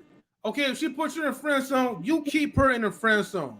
Because when you find somebody that's better than her, and then she want to if she want to act a fool, I'll just say it like that, then that's her loss. At least okay, I got my good old friend buddy around the corner, while I got this bad chick around me on my other arm. If you already had the 12-year friendship, I mean, you have nothing to lose, with that friendship. You're just trying to get that understanding. Hey, look, are we going to progress for it or not? Now, if it's something that is unbearable for Colin and he just can't move on from that, then maybe he didn't cut ties to protect his own heart. But if he could man up and just move on, I mean, hell, he could maybe one day that might be a friend with benefits until he finds the woman that he really wants, or a woman that's going to want him. Hey, Colin, how old are you, my guy? I turned 23 in January. Oh my goodness. Oh my good. Okay, this is why I said cut ties. Okay, I want to explain why I said that. Because if you sit down and you have the conversation with her and she curves you, excuse me, if you have the conversation with her and she curves you, if you put her back in the friend zone and you move on and get into another relationship, the possibility of her popping up and do that, I'm going to get drunk and kiss you to sabotage your relationship is very possible. But that only happened. That just happened once. I understand. But if she's okay, I understand it only happened once. But are we going to say that was a mistake, or it's possible that she could really be wanting to get with him? I don't look at it like it's no mistake at all. I think so it's not a mistake. It's not a mistake. So that means that she did something, and she was drunk. Like people's the old heads always said, a drunk man tell no tales, right? So you were drunk and you did what you really wanted to do inside, but you're not willing to sit here and have a conversation with me and tell me this is what you really want. You're playing games. No, and if she's playing games now, if you end up getting in another relationship and she sees you happy, it's very possible that sabotage is coming. I've seen it plenty of times. And 23, brother, man. Let me be right back. I got to pick up my Pizza Hut. So give me 3 minutes. Okay. All right. I mean, we do have to wrap it up probably in the next. It's a 3 hours because we gotta get ready for the ladies' night stream. But actually, let me advertise ladies' night stream real quick. Please join us. It's a ladies' night hour. Yes. Oh no, sorry, hour and a half for the ladies' night. It is tonight, of course, and there's going to be fun topics. Help support the ladies. Drop in a couple of likes, a couple of comments. When the chat appears, it is open for the men and the women. And also, subscribe to 100 Watts. I spelled it wrong. Shoot. Finesse Visions. My bad. I put fitness. Dumb YouTube. Anyways, subscribe to his YouTube channel. The link has already been posted. And also, salutes to Loverboy Linsky. And Thrasher, what's going on, my boy? The only time you comment when he heard about the pizza, he's like, "Yeah, man, before chicks, right? You was a fool, bro. You was a fool, man. But I rock with you. I rock with you." Oh, hey, And Mr. then, O, what's up, man? Salute to you, Mr. Salute O, to my you, man. Mr. O. Hey, yo, Mr. O need to get that man some game, bro, on everything, bro. Hell yeah. He do. No, Yeah. hold on. Mr. O need to kick some game to Playboy. Hey, look. I normally ask people, but look, man, I gotta make this requirement, Mr. O, man. You gotta Mr. O, come up you gotta come up here, Mr. We need, O. we need your expertise, man. We have a young boy named Colin Mitchell. He is 23 years old. European. Needs some advice about women. You was a smooth brother. You and then your other homie as well too. Man, we gotta bring you guys on here, man. And let me tell you the story, Mr. O. The story goes like this. This is the story. He's been knowing this girl for 12 years. He's been friends with this girl for 12 years. Yesterday, they kind of it got physical yesterday for the first time. It's never happened before, but the girl was drunk. Far as what Colin was saying, the girl was drunk and she came on to him. He didn't come on to her. She came on to him. So now he's trying to figure out, okay, well, what is this? Is this, do you have feelings for me or what's going on? And Mr. O, this girl is a Christian woman. She does go to church and that don't mean shit to him. Yeah, even though, right. To a lot of people, yes, yeah. But still, I gotta give him the details, But still, this girl is, she go to church, Mr. O, and she made a move on him. And the thing was, she was drunk from what Colin was saying. Now, Colin's just trying to wrap his head around, like, hey, what is going on here? We've been friends for 12 years. You're just now coming out doing this. Can you tell me what's going on? What is this? Basically, that's what's going on, Mr. Ho. Yeah. Wait a minute. So you telling me he knew this chick since he was 11? Yeah. Well, it's 12 years, so you gotta count back to 12 years. The times. Yeah. Oh man, no. You know what? I apologize. I didn't even put the time together. I apologize. Cutting ties might not be necessary. Cutting the ties might not be necessary. You right on that. I give you that. Yeah, Colin, if you can hear me, man, cutting ties. No, man, don't cut ties with her, man. Don't do it. But you still have to stand on your feet. I know what Eddie is talking about. I understand what he's saying, but no, bro, you have to stand on your feet and make your stance known. Because if it doesn't work with her, you still have to be able to do that with the next woman.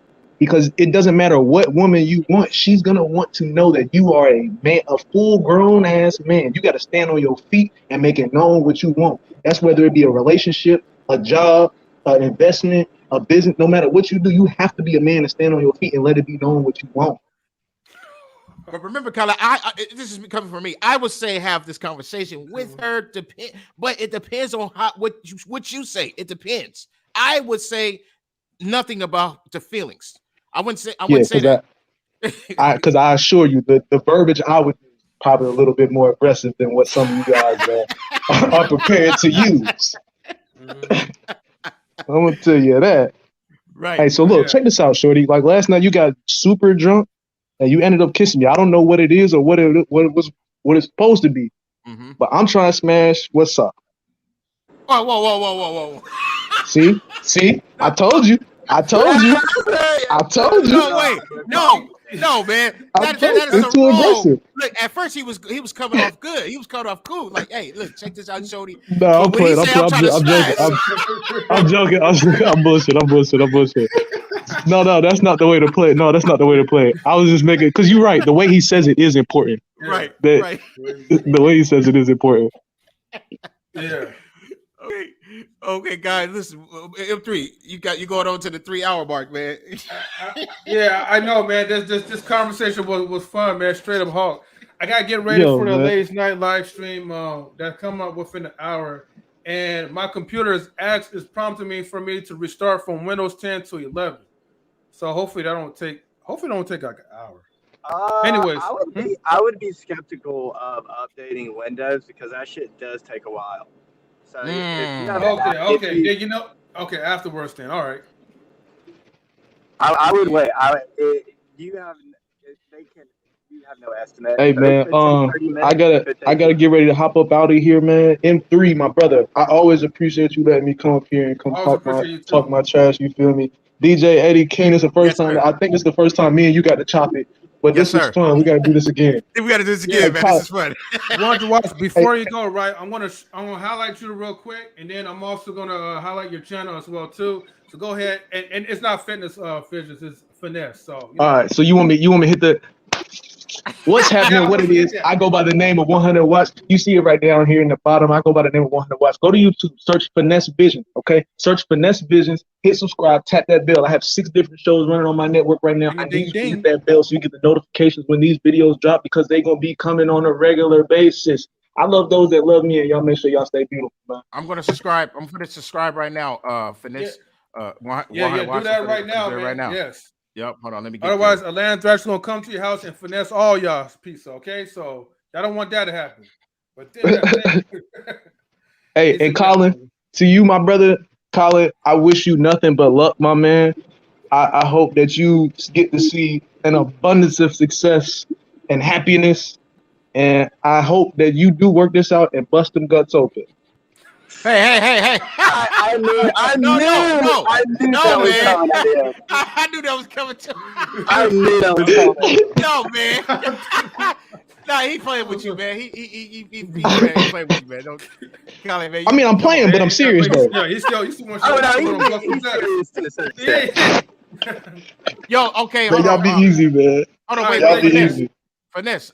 So it's FINESSE. Is that how you spell it? Let me see. FINESSE, yeah. Okay. Here we go. Yeah, Kashim got it up there, right? Finesse Visions. YouTube. Finesse Visions. Okay, cool. Here we go. Yeah, go ahead. M3, take it away. Appreciate y'all. Okay, no problem, appreciate you, man. All right, Colin, man, I'm gonna highlight you real quick before I depart. If you want to shout out to anybody, man, shout out to the girl that you're trying to pursue. Do shout out whatever. Hey, I am Colin Mitchell. I usually come here with very hot topics, and every single time I come on here, basically it's a 2-hour story. But I'm just thankful for this community and thankful for everybody involved. You know, Forever Queen would be my favorite. But love you guys, love everybody here. Thank you for taking your time and listening and giving me advice. Being a young lad, I need all the advice I can get, and I'm just internally grateful for everybody here. Love you guys. Love the network. Love everything about this place. Catch y'all tonight. I'll check some of the stream out. Cool. yeah, definitely, man. All right, salutes, man. Salute to you, Colin, man. Yo, Colin be having these good stories, man. I'll be loving it. Yeah, all right, man. I gotta shout you out, DJ Eddie King, man. Like, what's up, DJ Eddie King? Go ahead. Yes. So you guys, listen. Look me up on YouTube. You could just type in DJ Eddie King. Okay, subscribe to my channel. Hit the notification bell. And I am the music creator for knowledge and relationships. Okay, hit the notification bell. Please subscribe to our channel. Hit the notification bell. Already said that twice. That way you can find new videos, old videos, and recent videos. You can find me at dj.eddie.king on Instagram. Okay, and you can also find me on Facebook, Eddie F. King. Okay, on Facebook. Thank you for joining the show. Shout out to everybody else. Shout out to Atlanta Thrasher. Shout out to Atlanta Brave. Shout out to Don. Shout out to Queen. Shout out to the manager, manager for knowledge and relationship. If you know, you know. Shout out to of course. Shout out to Colin.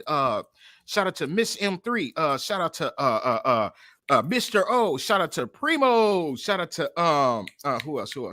If I didn't shout you out, listen, I'm sorry, but shout out to everyone who came to the show. Oh, shout out to JP, shout out to her, JP. Yes, ma'am. I can't forget about you too. Yes, and that is my time. You guys have a good day, and stay tuned for the ladies' night. It's an hour, okay, 5:30 Pacific time today, okay, and also. The fight today, Jake Paul versus Tyrone Willie 2. Okay, be aware for that. That is my time. Take it away, M3. Well, thank you, Mr. DJ Eddie King. So, I know, everybody, you're too kind, man. You can hold the applause. But anyways, thank you for tuning in to Knowledge in the Afternoon, which is a part of Knowledge and Relationships on YouTube. Hit the like button, subscribe. Man, and don't forget to check out the ladies' night. Yes, that's right. That's why Atlanta Thrasher's here. He's going to be early camping for the ladies' night. Get your Jergen lotions ready and all that other good stuff because, you know, we're about to have some hot topics, some fun topics. Get your Christmas gifts ready. Get your lump of coal for the Grinches. Get everything ready, you know. Help us to get 1,000 subscribers. You know, hit the like button, the Cash App button, the PayPal button. Hit all the PAL buttons, okay? Yes. But anyways, though, thank you so much for Nars in the afternoon. Thank you for watching and tuning in and all for your participation. Shout out to Mr. O and Finesse. 100 watts. 100 watts. Finesse Visions. Yeah. Yes. Okay. Atlanta Thrasher, Colin Mitchell, Queen, Mr. You know, First Lady Tammy, the Queen Dom, Luann Love, all the people that's giving us love. Also subscribe to Conversations with King on his YouTube channel. Man, shout out to all the homies out there. But anyways, thank you so much. Let me shut up and stop talking. And everybody in the nation. All right. Before you cover the podcast, you forgot that part. Oh, yeah, of course. How rude am I? Before you come into like the podcast, right? Make sure everybody get your minds right, okay? Because you don't want to be insane in the membrane, all right? So with that being said, we are out, everybody. Insane in the brain. Yeah, insane in the membrane. Insane in the brain. You know what? And shout outs again to DJ Eddie King, man. Yes. DJ Eddie King has been working so hard to try to deliver the best energy. Yes. The guy, man, is always on fire. He is like the king when I'm the Ryu, a Street Fighter. That boy is hyperactive, okay, when it comes to the level of energy that he's delivering. Yes, right? yes. So he got, man, my voice is already hoarse right now, just speaking up to that type of level. But anyway, let me start right now, man, because I can't get on our level. All right, we're hot like the devil. But anyways, whoa. Hey, I tried to warn myself to stop, but I couldn't. But anyways, yeah. Thank you for tuning in, and tune in an hour for ladies' night, 5:30 p.m. Pacific time. Thank you, everybody, and we are out. Peace. Laters.